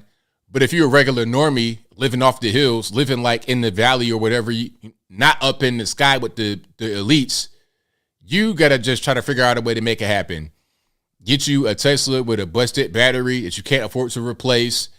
Get on a bicycle, do whatever you can. And if you get hit by a car and stabbed to death on the bicycle, then so what? It's whatever, man. You sacrifice to the country for the greater good, right? That's kind of how it goes. There's more here. What do I want to play? Oh, okay. I think I'm going to play a couple more clips. So I'm going to play the entire thing. Let's talk about the inflation situation. Now, we all know inflation is hitting us really hard. It's hitting us really hard. Eggs, that's just one thing that's gone up tremendously. I mean, you got to pretty much, you got to be a drug kingpin to be able to eat food nowadays. It's crazy. Yeah, I'm not buying an EV either. You know, I thought about getting a Tesla at one point, but I don't want that in my garage. And then I wake up in the morning and my house is on fire because it didn't blew up in the garage. I'm cool. I am cool on that. And then also, it's not really, electric vehicles are just not there. A hybrid, maybe, I suppose, but still not really. Because the problem with electric vehicles is that it takes time to charge. So let's say I'm on the road trip, right? I'm on the road trip and it's taking the road trip is going to be further than my range on my electric vehicle. So I got to stop at a certain point to recharge. Now, it's going to be a while. On a supercharger, 45 minutes to charge your car. On a supercharger, not even at your crib all night. All night for a sedan to charge up. Now they're going to have trucks and it take forever. Imagine having an electric big rig, 18-wheeler, impossible. You got to have diesel right now for an 18-wheeler. How are you going to have all electric 18-wheelers and charge them in an appropriate amount of time? All night. It'll take all night on a supercharger. What if it's raining? I mean, I don't know. It's just the technology is not really here right now. It's just not. But let's go to the inflation thing.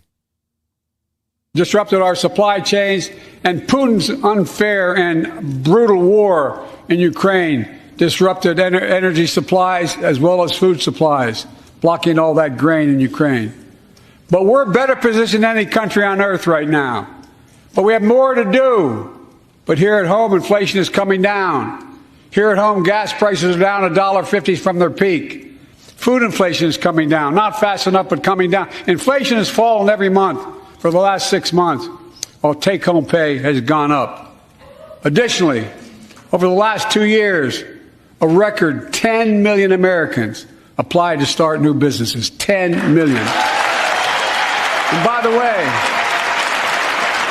every time disrupted our supply chains. So, yeah, I mean, inflation is still really a problem right now. And it's really, it is what it is. Hold on. And speaking about electric cars, because I was reminded of a video that came out recently. Let me see if I can play that right quick. Y'all give me a second. Now, the rapper Rick Ross expressed concern about electric vehicles.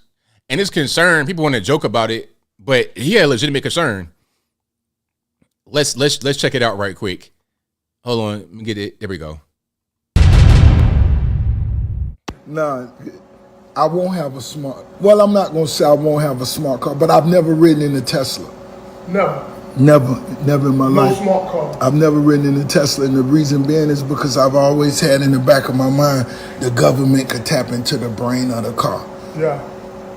Okay, where's Rick? He's over there. No, bring him in for questioning. Tesla, bring him in. Nigga like, where I'm going? Yo, it's leaving Wingstop before the wings. You pull up to the building and the Asian walk out, hey, Rick. Now, was that far-fetched? Because I had the same thought. Because at a certain point, if you have a car, it's all electric, it's tied into the internets, it could turn on, do whatever it wants to do. Hey, man, all right, you're Rick Ross, you're the rapper, you went for questioning, you on the run? Okay, let's bring it to the police station right now. Let's go ahead and just bring you in there right now. And we've seen some of this stuff, the bait cars, where they put a car out there that thieves might target to steal. And once they get in the car, they drive for a certain period of time, then it shuts off, and then it gets run by the police. That happens already. So it's not a far cry to say that your vehicle can be tapped into. They know it's your car. They know you in it. They got cameras. They can see your camera. They can tap into your camera, see you in there. All right, let's go down to the police station. They already have the autopilot feature. They already got that going on. Straight to the police station. Or lock you in there until the police get to you. So, okay, it'll detect where you are. It locks you in there. The police get there. Now you're getting arrested. It's not far-fetched at all. Not at all. People laughed at it, but I'm like, what's funny? What? I don't understand what's funny. He was being serious. All righty. Now, let me get to a couple more clips. Oh, before I close out the whole thing with before I close out the State of the Union address, we got to play the video of the evening. Now, y'all please tell me if this is normal. If it's normal for you to go up to a man's wife and to greet her, you kiss her on her lips. Is that what we do? I mean, I'm not really sure that that's appropriate. Let's check it out. And if you guys don't know, this is the vice president's husband, Doug Emhoff, and the president's wife, Jill Biden. Inside the House chamber. We see that area is filled with some of their guests. We'll get to some of the descriptions of why they're there. But first, we want to bring in our panel. Dana Perino is co-anchor of America's Newsroom and co-host. Inside the House chamber. So, like, what is going on here? Why would that be going? Like, why do that? Why you can't just hug? Why you get kissed in the mouth? Am I seeing something here? Is this like wife swap DC? Is that how they operate? R.I.P. Madison Cawthorn. He's not dead, but he's dead politically. Why? Maybe one of these people say, "Hey, man, you want to come to the house? We having a party." See, Madison Cawthorn spilled the beans. He spilled the beans about what happens in DC. I already knew kind of what happens in DC. I'm from Virginia. I've heard stories about DC. I'm not surprised. A good movie to watch if you've not seen it yet. Please watch it. It's called Devil's Advocate, featuring Keanu Reeves. I think Al Pacino's in there. Very good movie. It really described Washington, D.C. to a T. To a T. It described, it could be New York as well, but definitely D.C. I mean, I don't really understand. It's just weird. Yeah, exactly, Summer Sky. Master Cawthorn said they do this stuff, and people get mad at him, and I've not seen him since. Is he alive? I've not seen him since. But the reason why we've not seen him since is because he spilled the beans. He snitched. Can't have that. And the message is, don't anybody tell about what we do, because you will be done politically. And that's what happened to him. He's finished. I've not seen him since then. He's done. He was a hot young, not that kind of way, but he was hot as far as had a big name for himself, young guy, really popular social media, a lot of attention. He had the points for being disabled. He had all kind of stuff going on. I'm not trying to say that in a funny way. I'm just being serious. He had all that going on, and he's done. Totally finished. So, yeah, that was something else. All right. Oh, here's a good video. Now, remember, let's go back to the spy balloon for a second from China. Remember they said, or you may have heard this, maybe you didn't hear it, but they said after the whole spy balloon thing happened that there were spy balloons that came about during Trump's administration. But what they didn't tell you was that the balloons were not known to the military until after Trump was gone out of the White House. Until recently. You see, they went back and studied to see if there were any spy balloons at a certain point, some kind of way. I'm not sure how they did it. But they discovered after the fact that there were spy balloons in the sky during Trump's time, not during the time he was there. So when you hear certain stories, you're like, okay, well, Trump, he didn't do anything about the balloons, so it's not Joe Biden's fault, all this and that and the third. They're not telling you the full story. The military did not inform Trump about the whole balloon situation. They found out after that the balloons were there, not during Trump's term. Also, where were the balloons at? Did they come straight down the center of the country so everybody could see them in the sky, looking like it's a star or something like that? Or were they like far out over the Aleutian Islands in Alaska or Guam or some place like that where it may not necessarily be seen by a lot of people? So here is the video of that. Earlier, during an off-camera press briefing with reporters, the top general for NORAD in North America admitted the U.S. military did not detect the earlier Chinese spy flights during the Trump administration. John Kirby also spoke earlier with reporters. I can tell you that we discovered these flights after we came into office, and there's a I'm not going to get into the specifics of how we did the forensics. I think you can understand that we're going to be careful about that. So, I mean, the media sucks. You probably only heard the first part of that story, not the full story, if you heard it at all. You didn't hear the full thing. So if you heard the first part, you'd be like, wow, then Trump did it. He didn't do anything. He's soft. But the military didn't even know, let alone Trump. So how could he do anything? And where's the evidence that they even happened? There's no evidence the balloons even existed under Trump. And a big piece of the evidence is that we had smartphones back during Trump's time. We could look up in the sky and see something even without a smartphone. So why didn't that happen under Trump? I mean, come on. The whole thing was ridiculous. Yeah, always unnamed sources, never know anything, et cetera, et cetera. That's how that goes. But if you like what you're hearing so far, please give the video a thumbs up, like the video, share the video, do all of that good stuff. That'll help me out tremendously. Do I have more videos for you guys? I think I might have some more. Y'all hang tight here. And let's go ahead and just get rocking and rolling. So yeah, the address last night, left much to be desired in my humble opinion. All right. I think I'm going to do super chats now. Hold on. I'm going to show a couple videos just right quick, and then we'll move on. Maybe one.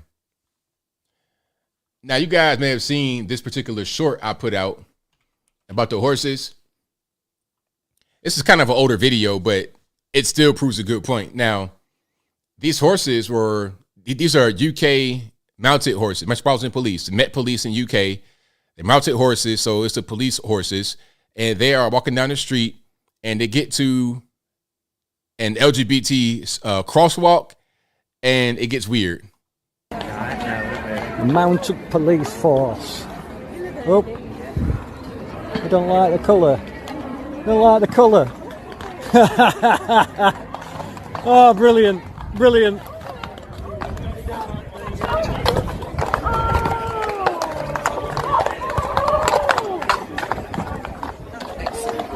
Between the horses, man, they don't like them colors, man. It's like, hey, that ain't really it. Now, of course, you know, the horses, they don't know what's going on. But maybe they do know what's going on. Maybe they're more in tune than what we think. But the colors are going to mess with the horses in it. You know, they can't really understand what's happening. They don't like what they see, and they're going to go around it. Would it be funny, at the same time, kind of ridiculous and scary would be as if people call these horses homophobic. It's like, maybe not. Maybe the colors spook them, and they don't like the colors. So they're going to go around it. But it's no pleasing certain people. If I drive over it and I leave a little skid mark over it, then that's somehow a problem. If the horses, you know, drop something on it, then that's a problem.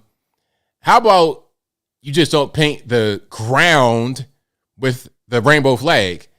Because if something's on the ground, it might get a little bit dirty, right? They know. Hey, they probably do know. Shout out to the horses. They know what it is. Okay, now here is a video. You know, I thought by the year, I thought by the year 2023 we'd have flying cars like the Jetsons. We'd be at we're pretty advanced, I suppose, with technology. I never thought that I would have. Well, I thought at a certain point I have a TV in the palm of my hand. When I was a little boy, my granddad had this old TV, a pocket-sized TV. But it was pretty big still. You probably couldn't put it in your regular pocket. It was like the size of an old cell phone, like the first cell phone with the backpack. It was like that. But it had bunny ears on it. It was black and white, had a dial on it. He had one of those. And I'm like, wow. One day they're going to have a TV that's smaller than this, and it fit into your pocket. You could play it everywhere, have all the channels. And here we are today. Okay? YouTube TV. I could play this anywhere. I got whatever I want right here on my phone. Okay? So we have that, but I thought there'd be a lot more advancements, and we have videos like this that exist that let me know that we still have quite a ways to go. Now, imagine you're in Costco, right, minding your business, trying to get loaded up on food for the week. You getting your chicken breast, you getting your box wine, You're getting your cat food, your dog food. You're getting paper towels, toilet paper, all that kind of good stuff. And you see this person in the aisle all in the way doing a TikTok. Check it out.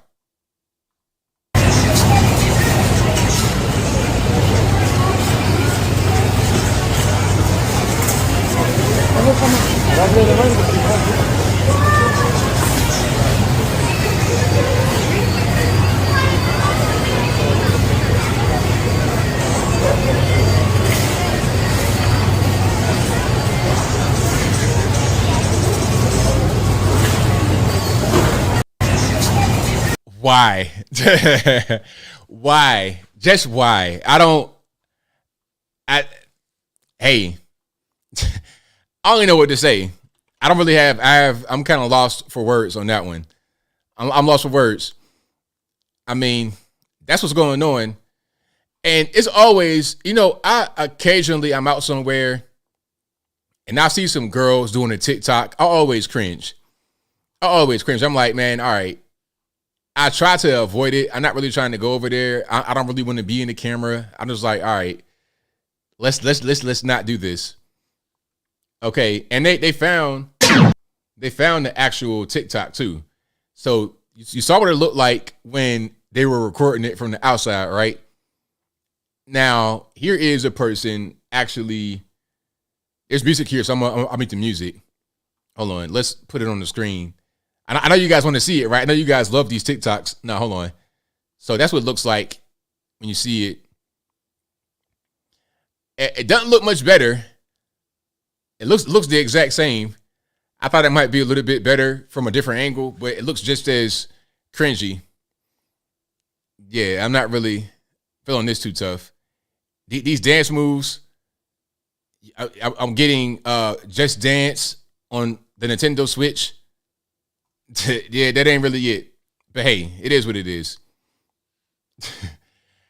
Oh man, that's what's happening right now. TikTok. That's the wave of the nation right now, unfortunately.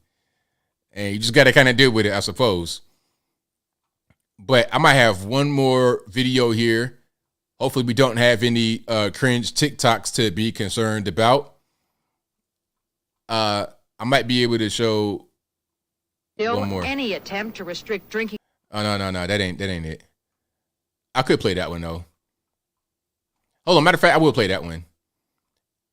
This is I guess it's an old commercial, or not a commercial, but like a TV spot. It's an old TV spot. Any attempt to restrict drinking and driving here is viewed by some as downright undemocratic. It's kind of getting common this when a fella can't put in a hard day's work, put in 11, 12 hours a day, and then get in your truck and at least drink 1 or 2 beers. They're making it laws where you can't drink when you want to. You have to wear a seatbelt when you're driving, and pretty soon we're going to be calm in this country. I mean, hey, they were on it though. People might say that it's kind of ridiculous to say that you can't drink and drive and you got to wear a seatbelt, but they understood where we were going. They got it. They know that the communism was coming, and here we are talking about stuff that's much more intrusive than this. See, it starts with smaller things that you think are kind of, innocuous, like it's not really a big deal. But then we get to, hey man, take this shot in your arm that might kill you if you want to work. You see what I mean? So that's kind of what that is. Oh, and speaking of that, here's a video. One more, then I'm done. Then I get to the super chats and calls. Here is another video that is pretty important. This is UK for context sake. Let's check it out. They want to ban meat in Edinburgh. I guess that's what it's called, Edinburgh. Edinburgh has become the first city in the United Kingdom to ban meat from schools, hospitals and nursing homes. Absolutely no haggis for the old people of Edinburgh. I just wondered if you thought that was a good thing. No. Why not? Choice. Freedom of choice. But there's no freedom of choice for the animal that gets killed for the meat. So what? Tough shit on the animal, otherwise by the time you get to a nursing home, you should be able to drink, smoke and have sex. If you're talking about hey, shout out to Meemaw. Hold on 1 second. I'm gonna rewind that because I kind of got a little bit loud. If you hear some cussing, it's not my fault. Blame the white man. No. And nursing homes, absolutely no haggis for the old people of Edinburgh. I just wondered if you thought that was a good thing. No. Why not? Choice. Freedom of choice. But there's no freedom of choice for the animal that gets killed for the meat. Tough shit on the animal, otherwise it would be overrun by animals. By the time you get to a nursing home, you should be able to drink, smoke and have sex. If you're talking about, say, nursing homes, people won't get to eat their haggis, which is a great tradition in Scotland. Absolutely, yeah. I mean, Burns Night's just passed, all right? So what are they going to do next January if that's out the window? Would you want a bit of chicken? Chicken? Yeah, have some chicken. I'm skinny, so I've got to eat meat. Yes. So I think it's a kind of a fascist thing. That is called popcorn chicken. What do you think? Oh, I'm dying! Do you think meat should be illegal? Illegal? Illegal. No, why? Well, because people in Edinburgh want to make it illegal. Eat kitchen? Illegal? I think we're struggling a little bit here, aren't we? It's our tongue bolts. Huh? Yeah, so basically, okay, we see some people there got a little bit of challenge, a little bit touched. But yeah, you're going to ban meat? That's ridiculous. Hopefully it's like a meme and not really serious, because how you going to ban, I don't understand how you're going to ban food. I mean, they might get to that point though, eat the bugs. Or they might say you can't eat certain kind of meat. You can eat bugs. You can eat, stuff from the ground, but you can't eat any beef or pork or poultry. But eat the bugs though, that's fine. But if you like what you're hearing so far, please give the video a thumbs up, like the video, share the video, do all of that good stuff. Let's go ahead and get to some super chats, and then let's get to the calls. The number to call, 434-658-1220. Again, 434-658-1220. I'll get to that in just a minute. Y'all please hang tight. Let me get to the supers here, and we keep on rocking and rolling. And you guys are the best. I couldn't do the show without y'all. Y'all know what it is. So thank y'all for joining me tonight. Let me make sure I got the right one. Thank you to, and thank you to everybody that super chatted on the stream last night. I appreciate you guys, even if I couldn't read them all. Thank you to Pete Sangria, who says, China Baron messed up internet. Yeah, that was crazy. Thank you to Joseph A., who says, angels and demons are skirmishing throughout the globe. There you go. Thank you to Michael Critchlow, who says, is politics really downstream from culture anymore, considering half of the country is constantly mocking celebrity culture, i.e. Grammys and woke movies? It's all happening at the same time. It's all the same. It's all the same. It's not really downstream. It's just, it's together in my point, and from my particular point of view. And especially when you got people like Joe Biden at the Grammys presenting an award, not even just in the crowd, but on stage at the Grammys presenting awards. Thank you to Sapphire P, who says, keep giving us the truth.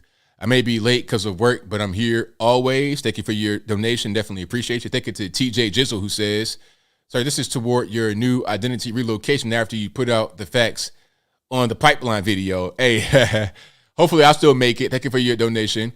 Thank you to Alien Spaceship, who says, the liberals turn the people against each other and want no peace.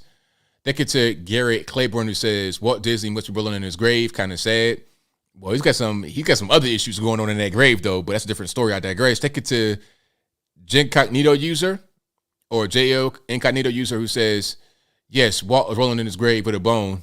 Oh, see, now we going too far. And thank you for that, Incognito. I appreciate you. Thank you to Eamon Arts 521, who says, yes, with a bone because he's bones because he's dead. y'all are wild with the chain super chat. Thank you to Easy Peasy Lemon Squeezy, who says, Tim Allen just announced he's coming back for Toy Story 5. Hopefully he won't go woke.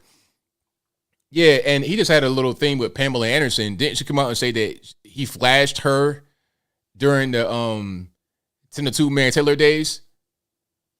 I mean, I don't know. That's a whole different story, so I won't touch that with a 10-foot pole. Anyway, thank you to Halibor for Life, who says, hey, ABL, you see that demonic statue in New York? I did see that. I covered it, I think, on a live stream. Thank you to Justin Lyde, who says, I think we are missing how that genius kid will miss out on the important social development steps in life and grow antisocial, never being able to relate due to his lack of an actual childhood. You know what? I hear that a lot when you're talking about kids that go to homeschool.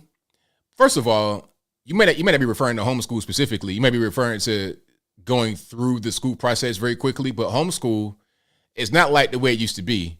If you're referring to that, homeschool is not the way it used to be. It's not just about having, one boy in the house with his mom learning. Nah, I've spoken to homeschool kids. They got sports they're involved with other kids. They go to other kids' houses. Like, they got a whole network of people that they interact with. So they're still having social interaction. Like, they got friends, they got hobbies, they got sports. They do all of that. It's not the way that you think that it might be if you're not familiar with what's going on. Okay, you could be a hermit and not go anywhere, but that's not how you want to be, period, let alone with a child. Furthermore, if the kids are going to public school, now you got to deal with rainbow hair, LGBTQ, elemental P, X, Y, and Z, and get socialized that way and be 5 years old, and one of your classmates come out a whole different gender, and they're asking you your pronouns, and then your teacher is like, hey, I'm Teacher Roby. I have no... And they're teaching the kids to be ridiculous, woke, demoralized, all of that kind of stuff. So when you're talking about socialization, are you going to get a better crack at that in K through 12 in college, or a different way? You got to kind of break out of the matrix and break out of that way of thinking. But thank you for your donation, though. I appreciate you. I'm not trying to attack you. I was just giving a different perspective. That's all. Thank you to Michael Critchlow, who says, let's not get ahead of ourselves with the 9-year-old. Things might not change once he experiences real life. Oh, things may change once he experiences real life. The world is cruel and women are a distraction. Yeah, I mean, the thing about the boy, you got to have the proper guidance and direction. He's a smart kid, but you still got to be able to grow up and experience certain things. So you got to have the proper guidance and direction for sure. Absolutely. Thank you to Bob K. MIT, who says, do you remember when the radio shot jocks held a official tournament right outside of Peter building? Too funny. I loved it. I don't remember that, but that's hilarious. Because if you don't know, anybody out there listening, the PETA headquarters is in Norfolk, Virginia, and it's right on the water, like literally on the water. It's a bridge right next to it. What's it like, Hampton Boulevard? Or it's like going towards like ODU, going toward that way, like from downtown to like ODU direction. So it's literally right there on the water. It's crazy. Thank you to Snafu El Marco, who says he missed the crack talk. Exactly. Speaking about Hunter. Thank you to TJ Jizzle, who says all these new businesses, quote unquote, OnlyFans or TikTok accounts. Hilarious. I bet you a lot of them are. Thank you to Charles Anthony for your donation. Appreciate you, boss. Thank you to Not a Band Account, who says Wizards of the Coast executive Kyle Brink publicly said white men are going away and they need all to stop buying products. And they all need to stop buying products. 3 Black Halflings channel. Okay, I'll check it out. Thank you to No White Guilt, who says ABL to Biden, quote, maybe if you had talked to your boy, he wouldn't be a crackhead, unquote. Exactly. Thank you to Araya Public Insurance Suggesting, who says hard to believe the feds checked Dan Quayle's home for classified documents and requested libraries as far back as Reagan to look. They did that for real. Dan Quayle recently, like in 2023.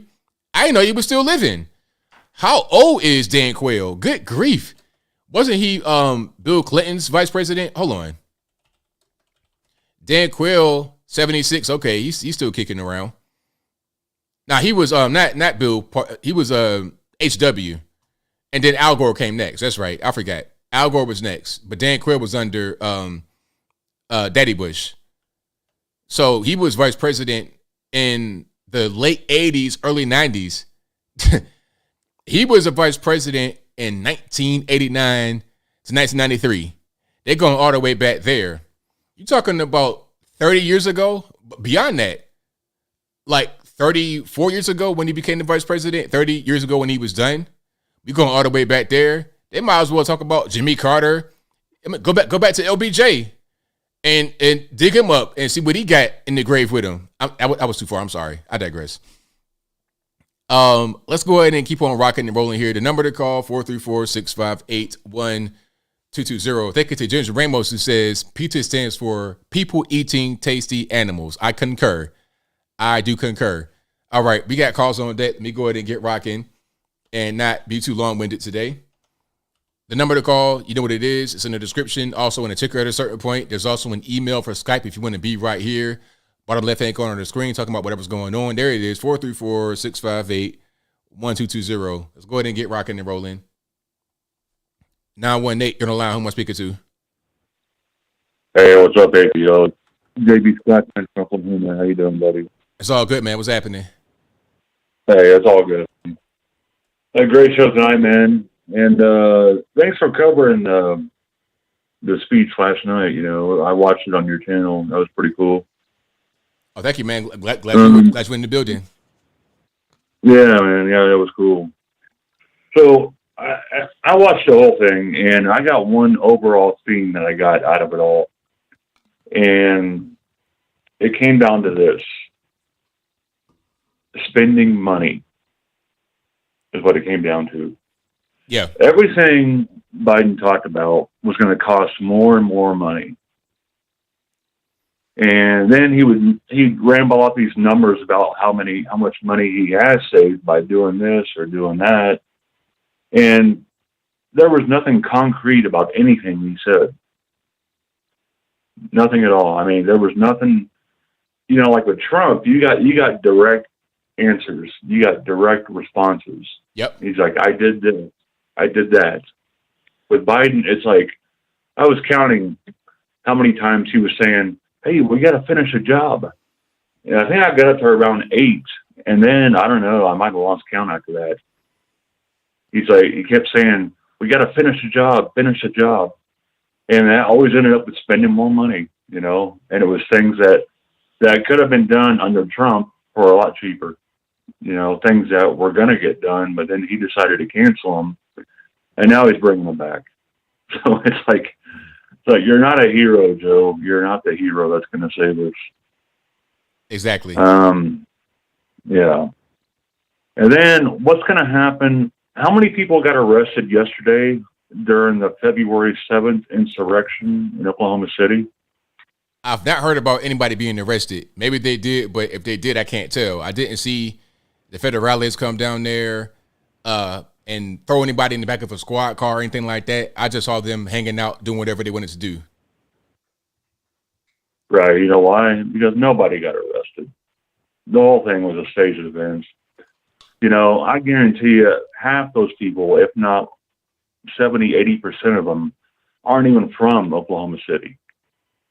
Oh, yeah. Okay. Absolutely. We don't have a large transgender community in this state. And for that many people just to show up all of a sudden, no, there was some major funny business going on with that. Major funny business. It was just an act, is all it was. Like, you're not going to turn us blue, so don't even get the hell out of here, you know. But anyway, lastly, did you see that Mr. Rogers video that resurfaced a couple of days ago of him singing that song about how boys are only boys and girls are only girls? I did see that, yes. Yeah, that was great. I wonder if they're going to try to drag him out of his grave for singing that, you know? Probably so, yep. Yep. All right, lastly, Marjorie Taylor Greene, yeah, she looked awesome in that fur coat. She was rocking that coat. She was. I really enjoyed that. Yeah. All right, man. Well, great show as always. Love you, dude. Everybody in the chat and the callers, and I'll sit back and enjoy the rest of the show. Thank you for the call, man. Appreciate you. All right, later, dude. All righty, the number to call, you know what it is, 434-658-1220. Great call from my man from Oklahoma. Yeah, they do the same thing all over the place. They bring people to so-called protest that aren't even from there. That's how that happens. All right, Victor, what's going on? Hey, thanks for taking my call. Hey, no problem. Hey, you know what my favorite foods are? What's that? Meat lover pizza, chicken and waffles, chicken and pancakes, and chicken. There you go. Yeah, for those people who don't know, the middle school in New York, the vendor to that middle school had to apologize for their Black History Month food options which was chicken and waffles and watermelon. That was so crazy. It's like, why apologize for food? And really, like, who even came up with that whole idea of it's somehow you got to hide in the closet to eat certain kind of food? Like, it grows, like, watermelon is an actual thing that grows from the ground. And chicken is a bird that lives. Why is that a bad thing? Yeah, and you know what? Know something? They're not really offended by the food. I've seen the news report on it. The only thing they complained about was the watermelon. Even the guy, even the black guy, said that, well, it was fine having chicken and waffles, but once you put the watermelon in there, then it's a totally different thing. Oh, okay. That's crazy. In fact, I remember a report like that some years ago. I believe this happened in New York too, where they made a soul food and added watermelon and cornbread. The middle school delicious. Yeah. What's that? I said delicious. Yeah. But the middle school complained about it. And after they complained, they kept all the food except for the watermelon. Yeah. That goes to show you that they're not upset about the food. They're only upset about the watermelon. I kind of understand because of the racist artwork that was done way back in the past. If you know what I'm talking about. Yeah.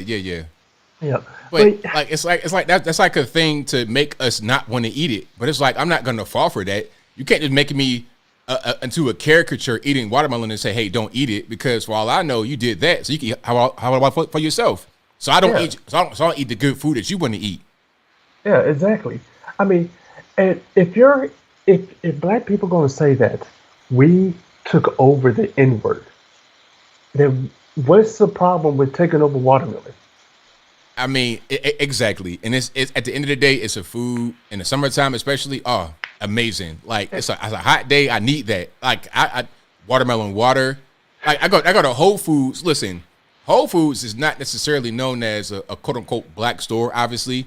Yeah. But in the summertime, I go to Whole Foods. They got a whole big tub of watermelon right there in front, cut up, ready to go. They got watermelon water. They got watermelon everything. But I can't eat it. No, you want it for yourself. That's what's going on. Yeah. And the crazy thing is that you're offended by the healthiest food item. Exactly. Like have the chitlins for yourself. Eat the chitlins, all that kind of just damaging stuff. Drink soda, chitlins, fast food, but no watermelon. Yeah. The last one is what I want to address on your Twitter when you asked the poll question about banning pornography and strip clubs. Man, you got some heat for that one. Oh yeah, that was the thing. But I know people, so I knew automatically when I made the poll that would be the results, because I already know how I know people more than they know themselves. Yeah, I mean, my thing is that I don't think it should be banned, because this goes to a Catholic philosopher, Thomas Aquinas. He talked about this, as well as Augustine too, that if you start restricting those things, then that's going to create some type of slippery slope and leads to a greater evil, because at that point you're going against people's free will, and you're trying to get the government try to force the people how to actually act in their life. At some point, how much power are you going to give the government to tell the people how they live their life, especially when you're talking about a natural biological function as in sex? You can't, it's not going to happen. You can't really do it. It's just, and people don't really understand what's going on with a lot of men. A lot of men are virgins. Like, I think I saw a stat that said 30% of men under the age 30 are virgins. Like, they're not getting anything. So it's like, what are they supposed to do?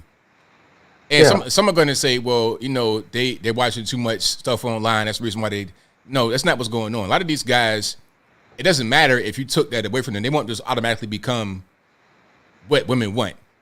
A lot of guys don't have any options. So it's like, what are they going to do? You're taking things away from you, punishing them for no reason. Yeah, and it may lead to some greater evils. Yes. Yeah, it is possibly. And me personally, I'm just worried about having the government encroaching in our lives. Yes. That's the big issue. I think the best thing when you're talking about these moral issues like pornography and prostitution is best to teach chastity. Yeah. What is the proper role of sex and how to actually treat human beings. I think that's the best way to go. Makes sense. All right. Thanks for taking my call. Thanks for the call, man. Appreciate you. Bye. So great call from my man, Victor. Yeah, on Twitter, I do some polls that are a little bit different. Now, to not go into that too much, the thing about it is people act like we are a nation that observes a lot of the Christian principles, and you want to be like that, but the reality is that we are not quite there. And you got certain biological imperatives. And what are you going to do when the whole thing about marriage, that's a problem, guys not being able to find girlfriends, let alone wives, and guys still got desires, they still got biological imperatives, so it's like, what am I to do? If you're going to cut off a lot of device or things that I can do to just alleviate that in a consensual way, what am I left with? People are saying, oh, well, if the device wasn't there, then they'd be more able to just go out and find somebody, and that's just not the reality. Women say that sometimes, not all, but some women say that because they don't understand what men go through. They don't really get it. They don't understand the whole situation. So, yeah, shout out to Victor. That was a really good call. But the number to call is 434-658-1220. And to get back to the whole thing about chicken and waffles, that's a Southern thing, really, because anywhere in the South, it don't matter if you're at a black spot, white spot, you could get chicken and waffles. I've been in some of the whitest of the white spots in Georgia, chicken and waffles everywhere. It's not a black thing. 470, you don't lie, who am I speaking to? Hey, ABL. Hey, it's Craig from Wild and Wacky Atlanta. How you doing, sir? It's all good, man. How about yourself?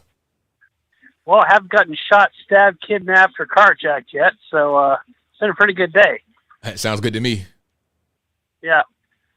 So anyway, the State of the Union address, wow. What a joke. To turn your volume down here so I can hear you. Oh, Christ. Sorry, hang on a second. It's all good. Anyway, yeah. Joey will not calm down. He keeps yelling at the American people, getting mad. I'm getting sick and damn tired of this. Yeah, I mean, that man like is out of control. Like unhinged. It's like, are you okay, sir? What's going on with all the screaming?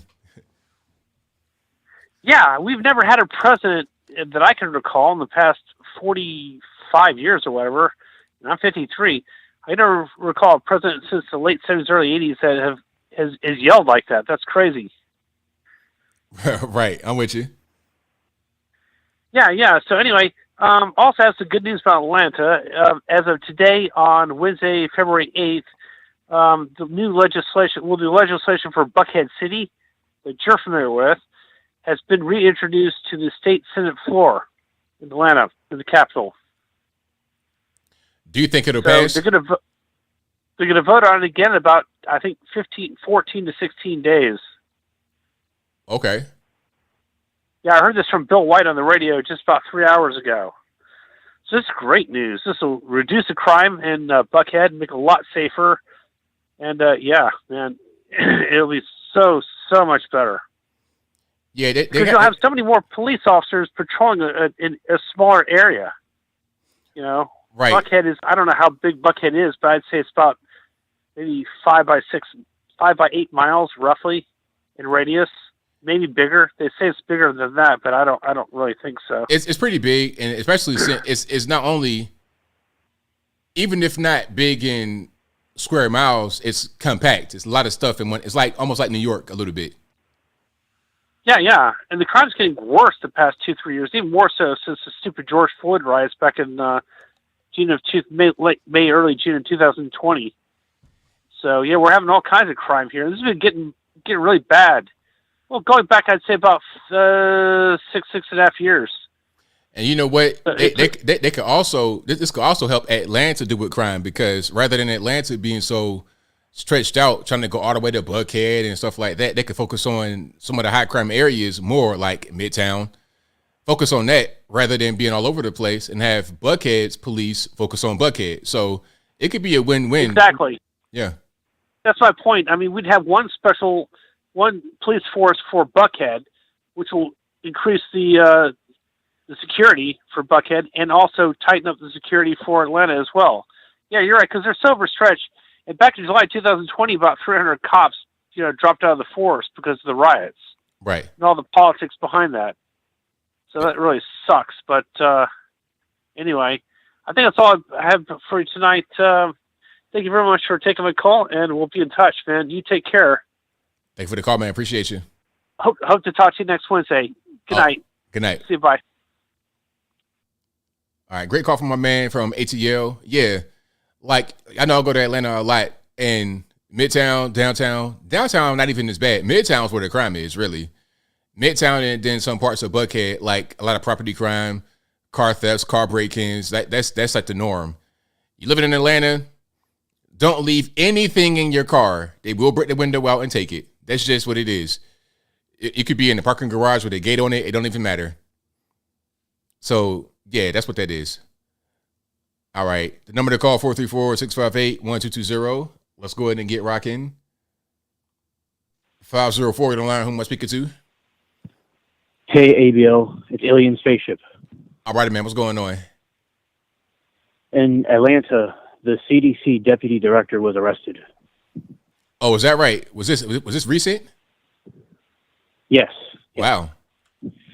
So what happened was his name is Asian, and it's a little bit difficult to pronounce, but he was on the phone with this lady called Walensky, and he was explaining about how the vaccine would cause a problem. It would be very lethal to a small number of the population, and the government and their cyber teams intercepted it. And he's tried for treason now, and he accepted the plea deal, and he's going to rat on people. Oh, wow. So that could be very interesting. See what happens with that.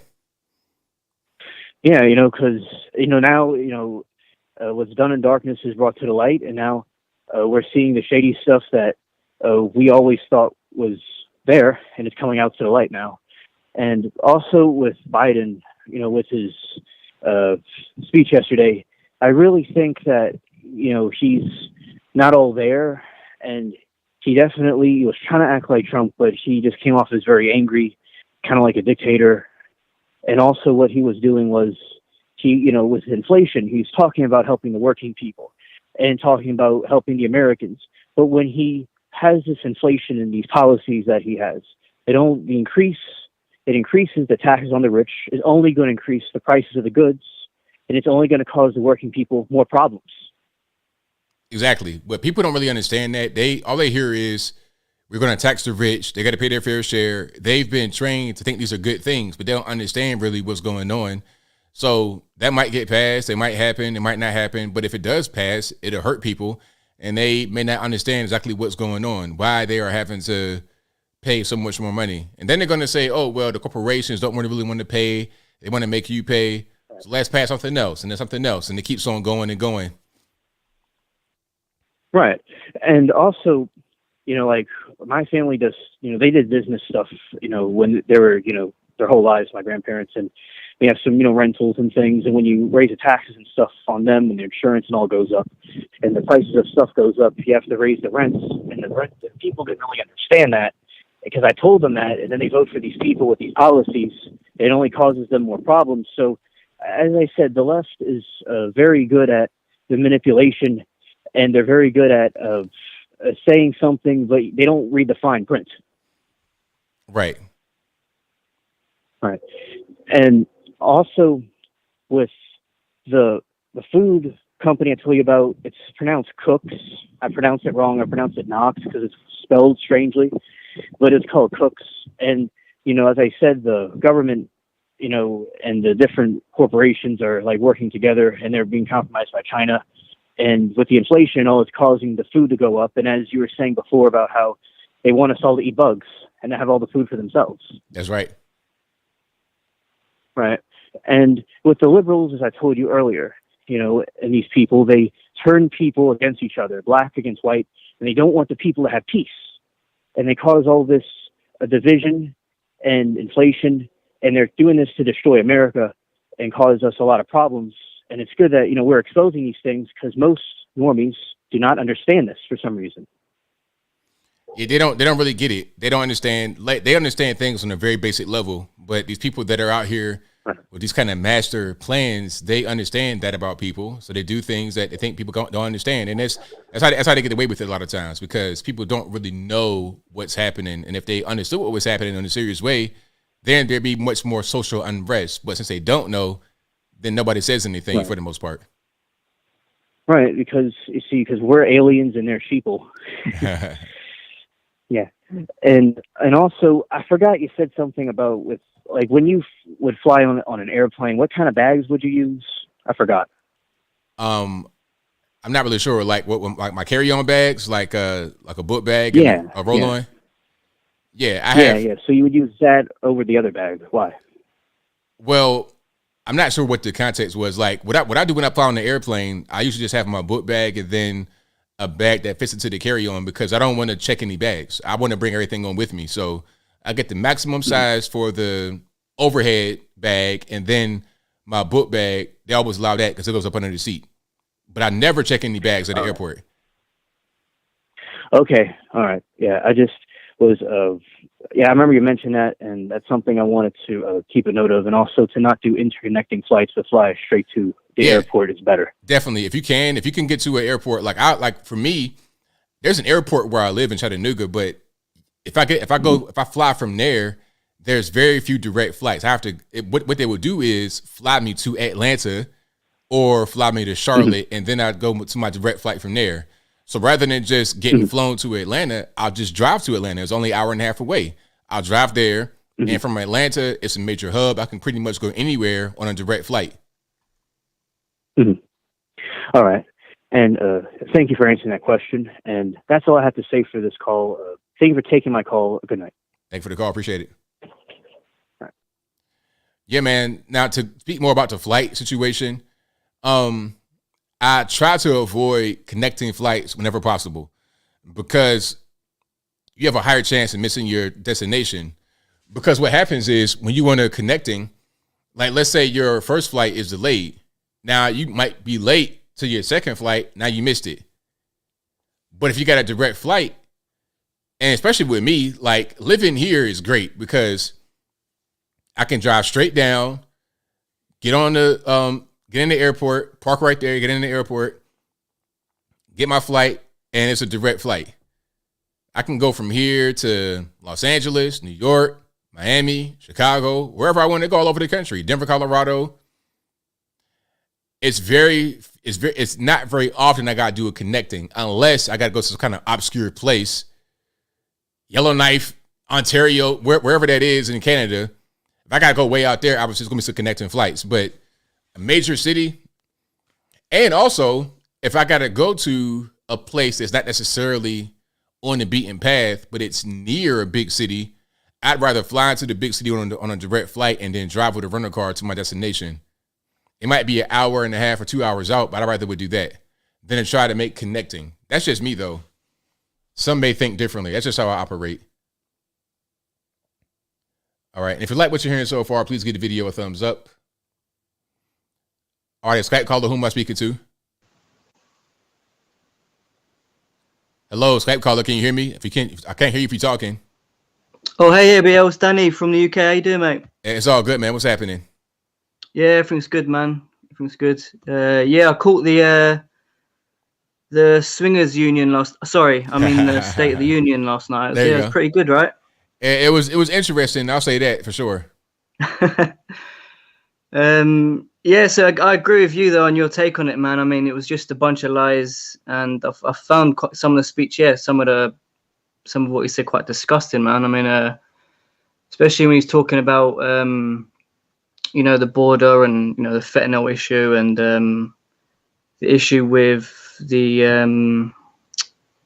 the guy who there was like a mass shooting, but sorry, what was it when he saved he stopped the mass shooting from happening, right? Yeah. Yeah, so again, turning situations, taking situations like that and then sort of saying, no, we must ban guns now. And it's like, well, how about maybe arm your citizens, right? Exactly. How about that? That might make a lot of sense. Like, I know no one wants to hear Brit talk about guns and the Second Amendment. Like, I get that, but I find the debate interesting, obviously, I personally agree with the conservative point of view of, guns and, Second Amendment. And I think you should arm your citizens because there is always going to be evil out there and criminals. And obviously they've got illegal firearms and they're just going to obviously I'm guessing in the blue states, you don't really have that many rights with guns. So criminals are kind of easy pickings for them, isn't it, really? And obviously in the red states, you kind of have a right to defend yourself, which is kind of odd, right? Yeah, definitely. I mean, like a lot of these blue places, if you're a regular person, regular citizen, it's going to be hard to defend yourself. But red state, much easier to defend yourself because you have a more right to bear arms. That's why Stacey Abrams did not do very well in Georgia because she ran on the whole anti-gun campaign. But Georgia's a red state, so it's not even a race issue. Everybody has guns in Georgia, black, white, whatever. Everybody has guns, and they want to keep their guns. They don't want anybody to come in there and say you can't have them. Yeah, I mean, it's like when I talk to my friend about this, he kind of, because I say to him sometimes, I wish that over here we had the Second Amendment and we had the right to bear arms, and he kind of looks at me like I'm crazy, like, oh, you'd only want guns to do harm or to. It's like, I don't know why people think that. It's like, it's not the point. The point is really and truly like there is, we have knife crime over here and it's through the roof. And again, if I was to carry a knife and get stopped by police, I would get jail time. And this is kind of like, it's kind of not fair, if you know what I mean. Like, I just think it's a God-given right to be able to defend yourself. And I just, again, it's one of those topics where I don't think it should be a debate. And because, yeah, again, it's just there's always going to be criminals out there. They're always going to be looking to target people, right? I have a question. I have a question. Can you guys carry pocket knives in UK? No, I don't think you can. I mean, I think if the knife, if the blade is 4 or 5 inches, you get a certain amount of time. So I think if it's anything below 4 inches or 5 inches, I think you might be able to get away with that. I'm not actually entirely sure, but again, you got guys nowadays who are carrying around machetes, like right. they call them zombie blades. They're almost like swords, and it's insane. Wow, that's crazy. Yeah, and it's just getting worse and worse and worse. And the government, they don't. Again, there's no justice. They don't give them the proper punishments, and they just get away with it. And what do you think is going to happen? They're just going to carry on doing what they're doing, right? Exactly. Absolutely. Yeah. So as for the border issue of Biden as well, the fentanyl, it's like, well, so it comes from China, right? If I'm not mistaken, the fentanyl gets shipped here to Mexico and it gets smuggled through the southern border, right? Mostly, yes. Right. So again, it's. So I think I can't remember. Was he joking about finishing building the wall? And it's like, well, that's not really a laughing matter, Biden. It's like you're either going to finish that or shut your mouth, because like there's a lot of sex trafficking, drug trafficking, gun trafficking that's come through the southern border. So if you do think it's a big issue, then maybe finish building the wall. Yeah, I mean, that part of the speech was really kind of confusing to me. And I have kind of the same question. It's like, what are you joking about? About building the wall, completing the wall, or what's going on? And it's not a laughing matter because he also brought out the whole fentanyl thing. But it's like, okay, you got a problem with the fentanyl coming across. But the reason why is because the border's wide open. It's very simple. So that was just an overall strange part of the talk to me. Yeah, I mean, again, it's like all these, the cartels that they're laughing right now again, and the American people are suffering, and Biden is literally laughing as he's giving a speech talking about it. It's like, Someone just needs to drag this man off the stage. Like, I mean, but again, the media won't cover all these issues, and they'll just, cover it all up as they usually do. Of course. But yeah, that Valuetainment episode with what's his name? Rolando Martin, is it? Roland. Yeah. So I watched that, and I find that man infuriating. I don't know about you, but yeah, definitely. I feel the same. Yeah, I've watched a few episodes of that guy, and yeah, he's done some really great episodes. But there's some people coming there, and they're quite difficult to listen to. But I guess that's whole part of the debate, right? There's always two sides to a story. That's right. And sorry, I'll be quick. That Genius Kids, it really does warm your heart seeing stories like that.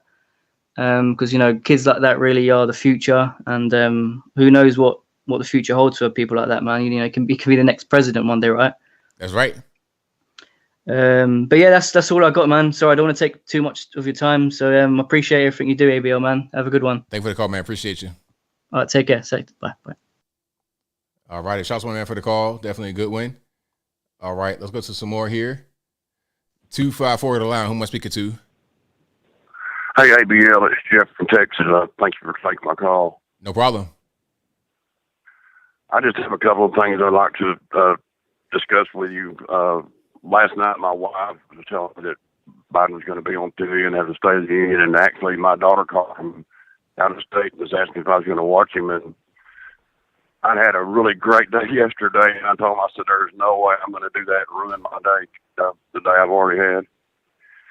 But the things I wanted to talk with you about, just a couple of things. He brings up, the issue with being pulled over and what he's taught his family, how they're supposed to react and all that. We're hearing all that from a man that ran his family off in the ditch. He sure him did. to have the audacity to tell people how they're supposed to raise their children. That's just mind blowing. It really is. Go ahead. I'm sorry, you were cutting out. No, I said it really is. I was agreeing with you. Yeah, and also this Social Security thing he brought up last night. That's nothing but division. I mean, even though it could have been, if it's just one or two or three people that did it, why even bring it up if it's that minuscule a number? It just creates more division. And the screaming and all that raised it. I've never in my life, I would have never thought a president of the United States would do that. Yeah, that was really out crazy. Of control. I agree. Yeah, and one other thing I would like to see, and I don't know if they can even do this, but like on C-SPAN, they have these hearings that are on TV and everything. I would like to see the Republicans ask the Democrats sometime while it's being televised why they promote this Satanism and they promote, the CRT and LGBTQ, so people realize that actually comes from that side of the aisle. I don't think many people understand that that's where that comes from. But at least it's televised and people can actually hear that. Right. And just one last thing here too. What I would think would be an awesome thing for us to be able to see one time is after one of his speeches, an hour later have a press conference and those people ask that man what he just got through saying. Oh man, like if they ask him that, he would pretty much come up short. He would have nothing really to tell him. No. Because number one, he has no idea what he just said an hour ago. And it's just, it's so sad that we've got 2 more years to deal with this, but we've just got to pull together, and stick together and don't let them persuade us, to go down the road that they're traveling down. And that's why I really appreciate your show. You have a great group of people here that are like-minded and, I really appreciate what you do, man. Well, thank you for the call, man. Definitely appreciate you. All right, have a good night. Same to you. All right, shout out to my man for the call. Most certainly appreciate him. Let's go to some more here. 912, you're on the line. Who am I speaking to? Hey, buddy. This is Chris from St. Mary's, Georgia. All How are right, you, man. buddy? It's all good. What's happening? I wanted to talk about the tip thing that y'all said they were going to crack down on next year. Yes. I have a Chinese restaurant friend that owns one, and she was explaining to me that the IRS actually called her and tried to explain you're not reporting enough tips. Wait. Hold on. Let's pause. So your friend is a waitress? No, owner. Okay, of the Chinese restaurant. okay, I got you. Yeah, and so she was explaining. I lived in there for years and years, so I know her real well. And I went in there to get some food, and she was explaining to me because I own a bread route. And so she was explaining how she has like about 12, and they called her and was like, "Hey, you're not reporting enough tips." And she was like, "What do you mean?" And they were like, "Well, we should be getting a revenue," because she turns it in quarterly. She's like, "You should be having revenue about between $15 and $20 minimum per hour that they worked of tips." She's like, "This is Camden County, Georgia. This ain't California or New York. People don't have that kind of money." And they were like, "That's not our problem." They're like, "You need to report." And she says, "But what do I do?" She says, "What if a person has $20 and they leave it on the table, and my associate comes and says, 'Oh, they gave me $10 to report.' Right. How do I dictate that?" They said, "Put everybody on hourly." Wow. They're trying to eliminate people on tips. They want to get all the revenue they can. She has a friend down there in Tampa, Florida, that has just a takeout business, no eating at all. She has 4 associates, and they're doing the same thing to her. They're calling small businesses and targeting them. So I asked Waffle House, of course you know what Waffle House is, because I service them bread, and I asked them and the district manager, I'm like, "Hey, y'all, they get tips here. Have y'all had any like reports about having to report something?" And he says, "Yeah, we've had little rumors, but it's not really targeted us. But what we did to avoid it is basically we went to a new system of basically they only get tips, and they get like $7 an hour if they don't make enough. And now they went up to $11 to alleviate the problem with the IRS. So now they're guaranteed like $11 an hour, even if they meet their tips or not." So they're cracking down. They want to get rid of tips. So I just thought that was interesting that they said they're looking at that study. No, the IRS is already doing it. That's crazy. That's totally crazy. And I'm not surprised at all. You know, when they said they're going to hire the new IRS agents and they said that it's only for the rich, I knew right away that was a lie. You better believe it. Yeah. They're in our pockets every which way. But I appreciate it. I just was, I just caught my eye and I was like, man, I don't even realize they're already doing it. Like, that's how the government always does. They always say, "Oh, we're thinking about this." They're already doing things behind the scenes by the time we even hear anything. So. Right. All right, man. I appreciate you. Thank you for the call, man. You're doing Appreciate a great job, man. Thanks. All right, now. No problem. All right, bye. Very, very interesting. Now, I'm reading the comments. You guys are saying the IRS won't call you. Well, they might not call a normie, but they might call a business. I'm not really sure. I know one thing. You're trying to call the IRS. Good luck with that. They're not going to answer the phone. But they used to be able to call them and get somebody on the phone, but you can't get them on the phone anymore. Or maybe you can, but you got to jump through hoops of fire to be able to do it. Okay, so I'm about to do a video on this because there's more information here that I'm reading about as I'm talking to you guys right now on the stream. But I'm not surprised. Like that story makes a lot of sense. Let's go to some more here. Let's go 571. You're live. Who am I speaking to? Hello? Video on this because there's more information here that I'm reading about as I'm. Oh, okay. Oh, wait. Hold on. Caller, can you hear me? Yes, sir. How's it going? Okay. First, we got to get you off speaker, and if the stream is on in the background, turn it off for me. All right, we'll do. So how's it going, buddy? I'm glad to call, man. All right. Everything's all good. Yeah, so I'm calling out of Virginia. Big fan. And I just heard the English guy calling. I'm also a Brit, but I live here now. I've been a resident for a while. And, you know, I came here the day after Obama got elected in 2008. So I've been here that entire time since. And living here and living in the UK is completely two different things, you know? Oh, yeah, I So can imagine. This is the best country I've lived in, and I appreciate everything that I've been offered the opportunity to come here. But there's a lot of things that, you know, people don't agree with. You can't talk about it around certain people in the circles that you're in.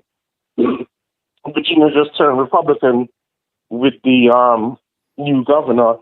So things are starting to change, but it's still tough. But with the State of the Union yesterday, I didn't feel confident about anything that was being said. Oh, same here. It didn't give me any, you know, I was listening to the feed. Apparently the transcript got leaked, so everybody knew what he was going to talk about. They were cheering him in the background. You could tell he was mumbling and fumbling the words. He called the guy Tyrell when he was talking about the funeral with his parents. So they just buried the dude. And then he messed up his name. It's ridiculous. And it's clear to see that the guys lost it and they're still just pushing him out there every day. And this is what we're supposed to look up to. Like, this country's a joke now. Yeah, and it's really unfortunate that we have that guy running it because you have a lot of hardworking Americans. This is a beautiful country, but guys like Joe Biden make us look like a joke internationally because who's going to respect that? I mean, people here are laughing at this guy, so how can anybody abroad respect him? No, but it's really a big joke thing because, you know, I've came here as an immigrant. I'm fortunate in the situation that I came in. I married a good woman, the military family. You know, my wife was adopted by a white military family, so I'm fortunate. I landed right in the smack of the DMV. I started a business, so it's been okay. I'm fortunate in that sense, but I came here legally. So when the border's wide open, like, you know, it makes me feel bad. I had to spend a ton of money to get my papers, to get here legally. So that's just stressful. They're trying to ban weapons and all. How am I supposed to protect my family if something happens? Or they try to run up in my business or something along those lines, you know? Right. These streets are pretty out here. I was watching the Roland and the Pat David thing. He tried to set up Jason Whitlock. I don't know if you're familiar with that situation. No, I'm not. So you should check it out. So Jason Whitlock did a thing yesterday, and he was like, you know, he would send him out to Miami to do a podcast, and he tried to set up Roland there so they could debate each other. He's more on the conservative side, and he doesn't like Roland, but he did it the back way to try and set Whitlock up to come and do the broadcast. You should check it out. It'll make a good video. I definitely will check it out. That sounds very interesting for sure. Yeah. But on the State of the Union, again, you know, it's not really something that I'm looking optimistic about. It's the same old, same old. Nothing's changed, nothing's being done. And things are just getting worse, you know? Right. But either way, you know, I appreciate you taking the call. There's a bunch of other people trying to get it, but I'm definitely appreciative because I'm a big fan. I watch all the streams and that, and I think you're doing a good thing. So, you know, keep up the good work, man. Thank you for your call, man. Definitely appreciate you. Mm-hmm. All right, shout out to the caller. Good call. All righty, Les, what's happening? Hey, ABL, how are you? It's all good. About yourself? Good. Good show again. I just wanted to go ahead and quickly make two quick comments on the State of the Union address. Of course, I thought it was off the chain with all the booing Oh yeah. and the liar calling and everything. I thought that that was really funny. But you want to know something? I think what really shocked me, well, yes and no, but it was just when Jill Biden pretty much kissed the, another man. I was like, wait. I mean, we've heard of these stories, of these things happening and whatnot, but really, like, you're on TV, ma'am. Did you not realize that? Like, this is insane. Like we can actually see you. We can look at you right here. But at a certain point, they're in DC, so they feel a little bit comfortable, and they act like nothing's really a big deal. It's crazy. I was like, I could never, ever do that. That's insane for any woman to do that, especially again, her position and her being on in front of the world in reality on the news. It's crazy, but I just thought it was super funny that Biden went ahead and said that inflation is low. Inflation is not low, ABL. I'm pretty sure a lot of us here can relate. Every single week, I'm not going to lie to you, I probably spend close to $400 in groceries. That's insane. Yeah, that's a lot of money. Exactly. So you're going to sit here and tell me that inflation is low when back in Trump's good old days, I would have had probably spent half of that. So like $200 at least tops. Right.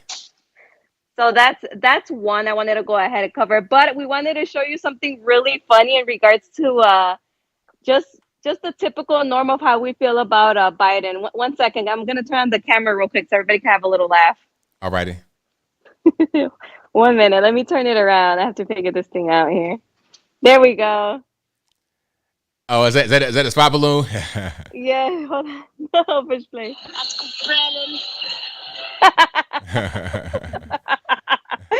That was my little one. He's like, you should show it. I was like, yeah, I will. I'll show it. He's like, because I mean, in reality, that's just how we feel. Let's go, Brandon, right? Okay. There you go. Perfect. The second thing I wanted to go ahead and talk about, of course, what's going on with what's it called? With the whole Proud Family. I grew up watching that, so I actually really enjoyed that show. And I think it's very sad how Disney went ahead and tried to, pretty much do their evil duties on there and indoctrinate our children. But I mean, we can't expect any more from Disney, to be honest with you, ABL. Like, it's not like back in the times with the old school Cinderella and the old school Jasmine and the old school Ariel, follow your heart and your dreams and everything will come true type of thing. No, like now they're really trying to indoctrinate our kids and tell our kids at a very young age, all about, again, race and the alphabet soup and all this nonsense, in reality topics that kids have no business knowing about. Like, can we just allow our kids to be kids, please? Like, they are our future of this country. Can we just educate them? Can they learn their ABCs? Can they learn how to read? Can they learn how to write? Can they learn how to do math at their grade level? Like, we need to really stop this indoctrination and honestly educate our children, because again, they are the country's future. Now, in regards to that though, ABL, this is why in reality, if there's anybody with anybody that resides in a blue state or in a blue area, I honestly recommend and I strongly support homeschooling.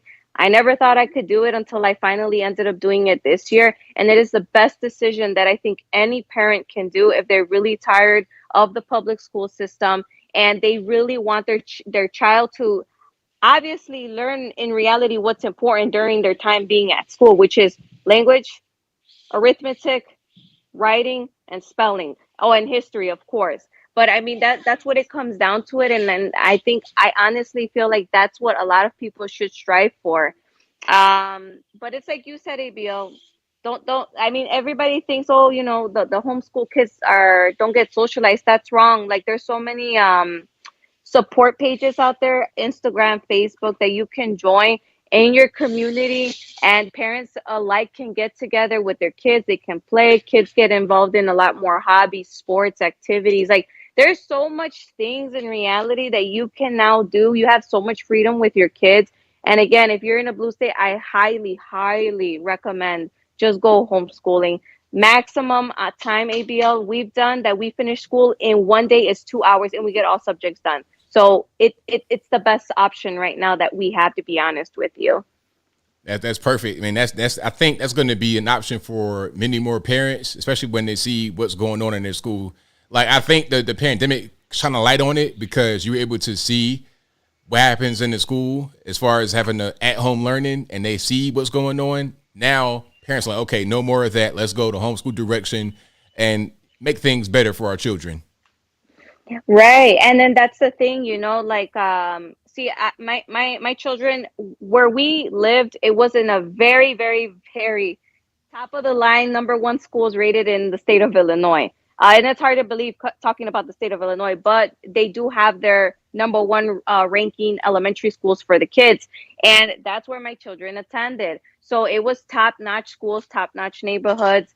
And the thing is, even there, that I started seeing this whole equality and minor introduction to CRT. And I was one of those parents. I was out there, school board meetings, talking with the principal, the teachers, making my point across. We sued the school for this whole mask mandate. We won the lawsuit with Tom DeVore. So, I mean, I was very active, but sometimes, ABL, as a parent, especially in a very stronghold Democrat state, you have to know, not that you quit the war, but you really have to know how to excuse yourself and just pretty much grab that control over again in regards to especially what your kids are being taught and what they're learning on a daily basis. It's not that you quit. It's just the fact that you just know when and where is that right time. So it's sad, ABL, but I honestly, you know what, ABL, that's what we should start looking into. What are the statistics from between 2020 to current of how many, in reality, parents decided to pull out their children from school and homeschool? I want to see those statistics. Those are going to be interesting. It definitely will be, for sure. Alrighty, ABL. Thank you for taking our call. Great show again. I want to wish you and everybody in the chat wonderful night. God bless. And the Little Patriots want to say good night to everybody. Bye. All right, now. Good night, y'all. Alrighty. Take care, ABL. We'll see you soon. All right, now. Bye-bye. All right, great call. And thank y'all for being here. You guys are the best audience anywhere on these internets. If you like what you're hearing thus far, please give the video a thumbs up, like the video, share the video, do all of that good stuff. That'll help me out tremendously. Yeah, there's a bad rap to homeschooling. People just have an idea of what they think it is. And I think a lot of the ideas behind homeschooling are pushed by teachers unions, public K through 12. They push those ideas onto the public, so you want to go that route. So you can't have the choice. So you don't think, oh, I can do this. They try to discourage you and demoralize you so you don't go that route. So they can take your children and then indoctrinate them rather than you taking charge and, educating your own children, having a community of people, and just do things that way.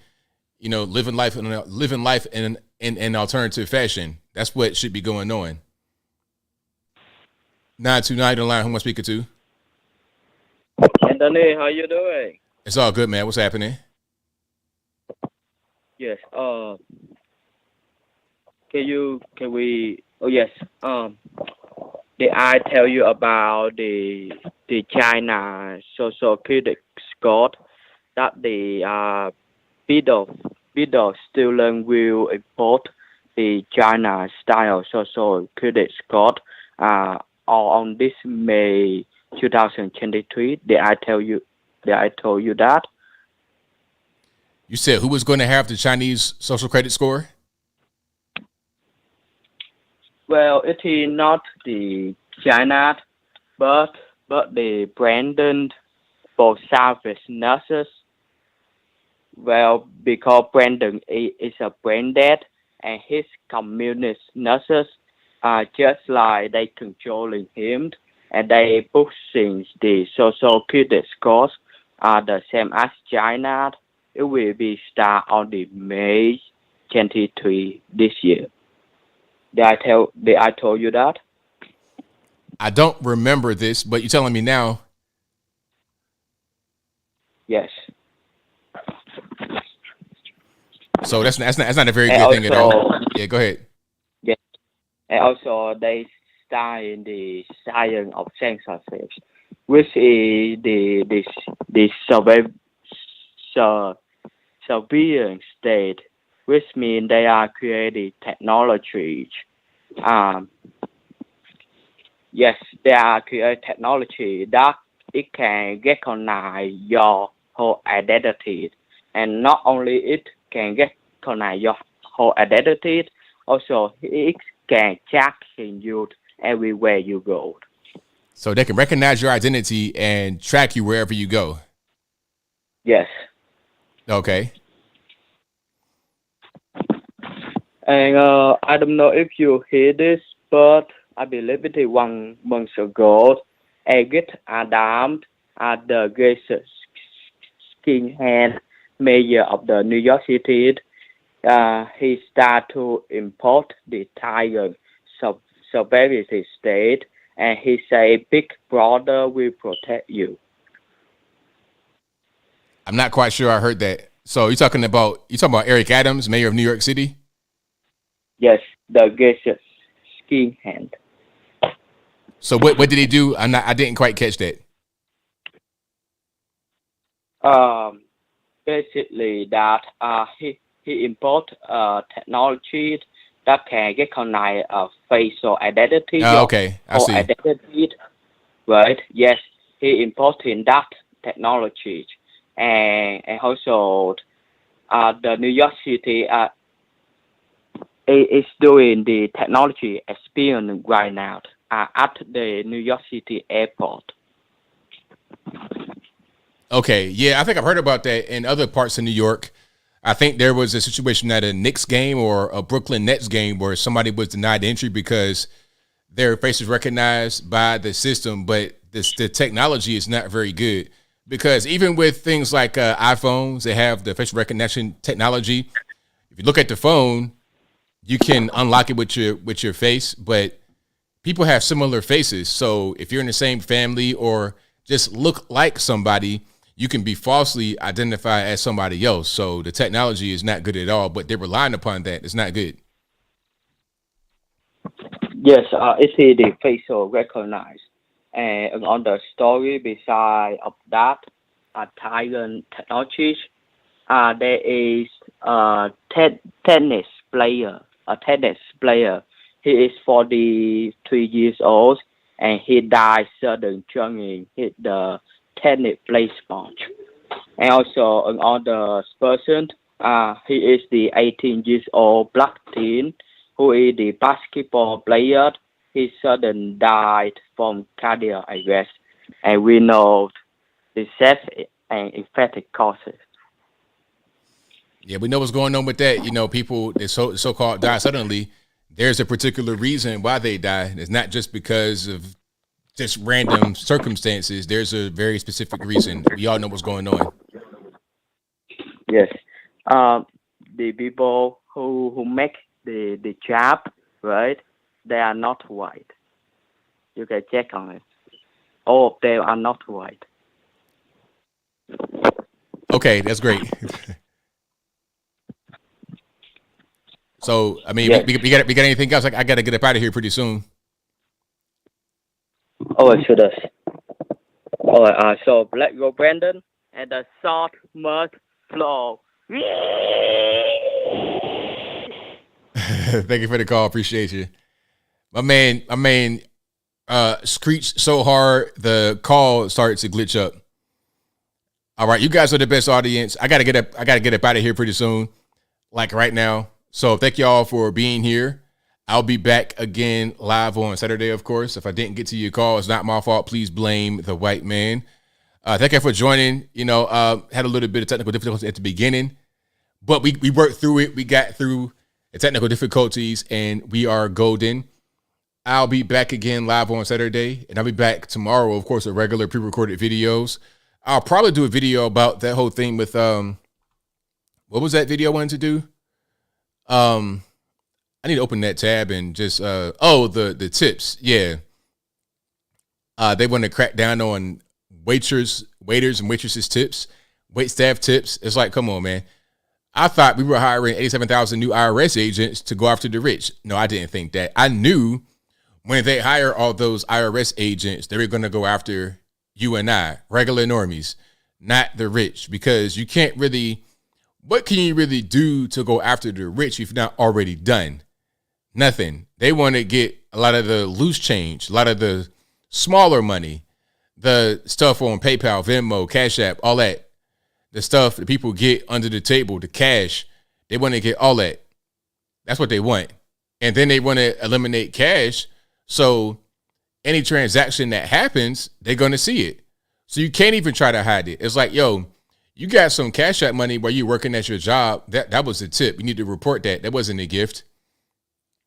Sometimes I'll tell you this, and this is why I try to carry cash on me a lot of times. Sometimes when I'm at a restaurant and I don't have cash to tip the wait staff, I know if I put the tip on the ticket, the way they get that money is they get paid with their wages, and that money I give them gets taxed. So rather than having the $20 or whatever it is, $10, $20, rather than having that get taxed so they get less money, I'll give them the cash directly out of my pocket so they could do whatever they want with it. They could tax it. They could put it to their rent, whatever they need, right? But also, if I don't have cash, I'll say, hey, man, what's your cash? I'll give you money right now. Now, Cash App, the way that it works is if I send you or you send me $20, it's a gift. You can't tax gifts, typically. That's a deeper story, but normally $20, you can't tax that. If your grandma sends you a birthday card and it has $20 in it, the IRS cannot tax that. If I give you money, you give me money with no service necessarily rendered directly, that's called a gift. You can't tax it. However, what happens if I give you a Cash App gift while you're on a shift? Hey, you were working between 11 to 7 and Saturday at Buffalo Wild Wings, and you got a few Cash Apps for $10, $20, and these people don't appear on your phone. They're not in your contact list. They know that. They're not in your contact list, and they're random people that have not given you any other money. So are those tips from your restaurant? You need to report that.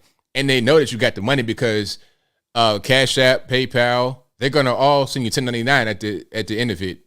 1099 or whatever, they're going to report to the federales how much money you got on the platform. And your job is to try to tell them what's payment for services rendered, which is taxable, and what's a gift, which is not taxable.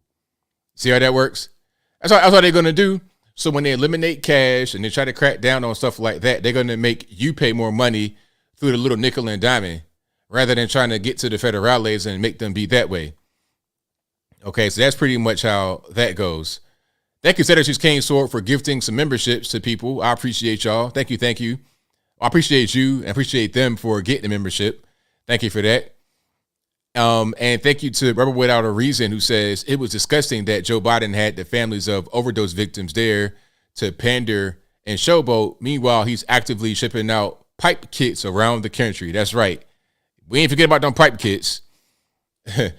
Hey, shout out to MR, who says 1099 problems, 1099 problems, but a tip ain't one. Hilarious. All right, so that's pretty much all I got. You guys have been great. Thank you to all the mods and everybody that's calling in and everybody that's watching and retweeting and super chatting or whatever. Thank you for being here. Cannot do the show without you. I'll be back live again on Saturday night. Same bat time, same bat place. 8 p.m. Eastern time. So around 11 p.m. Eastern Standard Time. This will be available on your favorite audio streaming platform, whether they be Google Play, Spotify, Stitcher, Anchor, Apple iTunes, etc.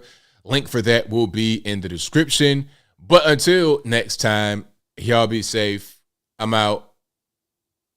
And peace.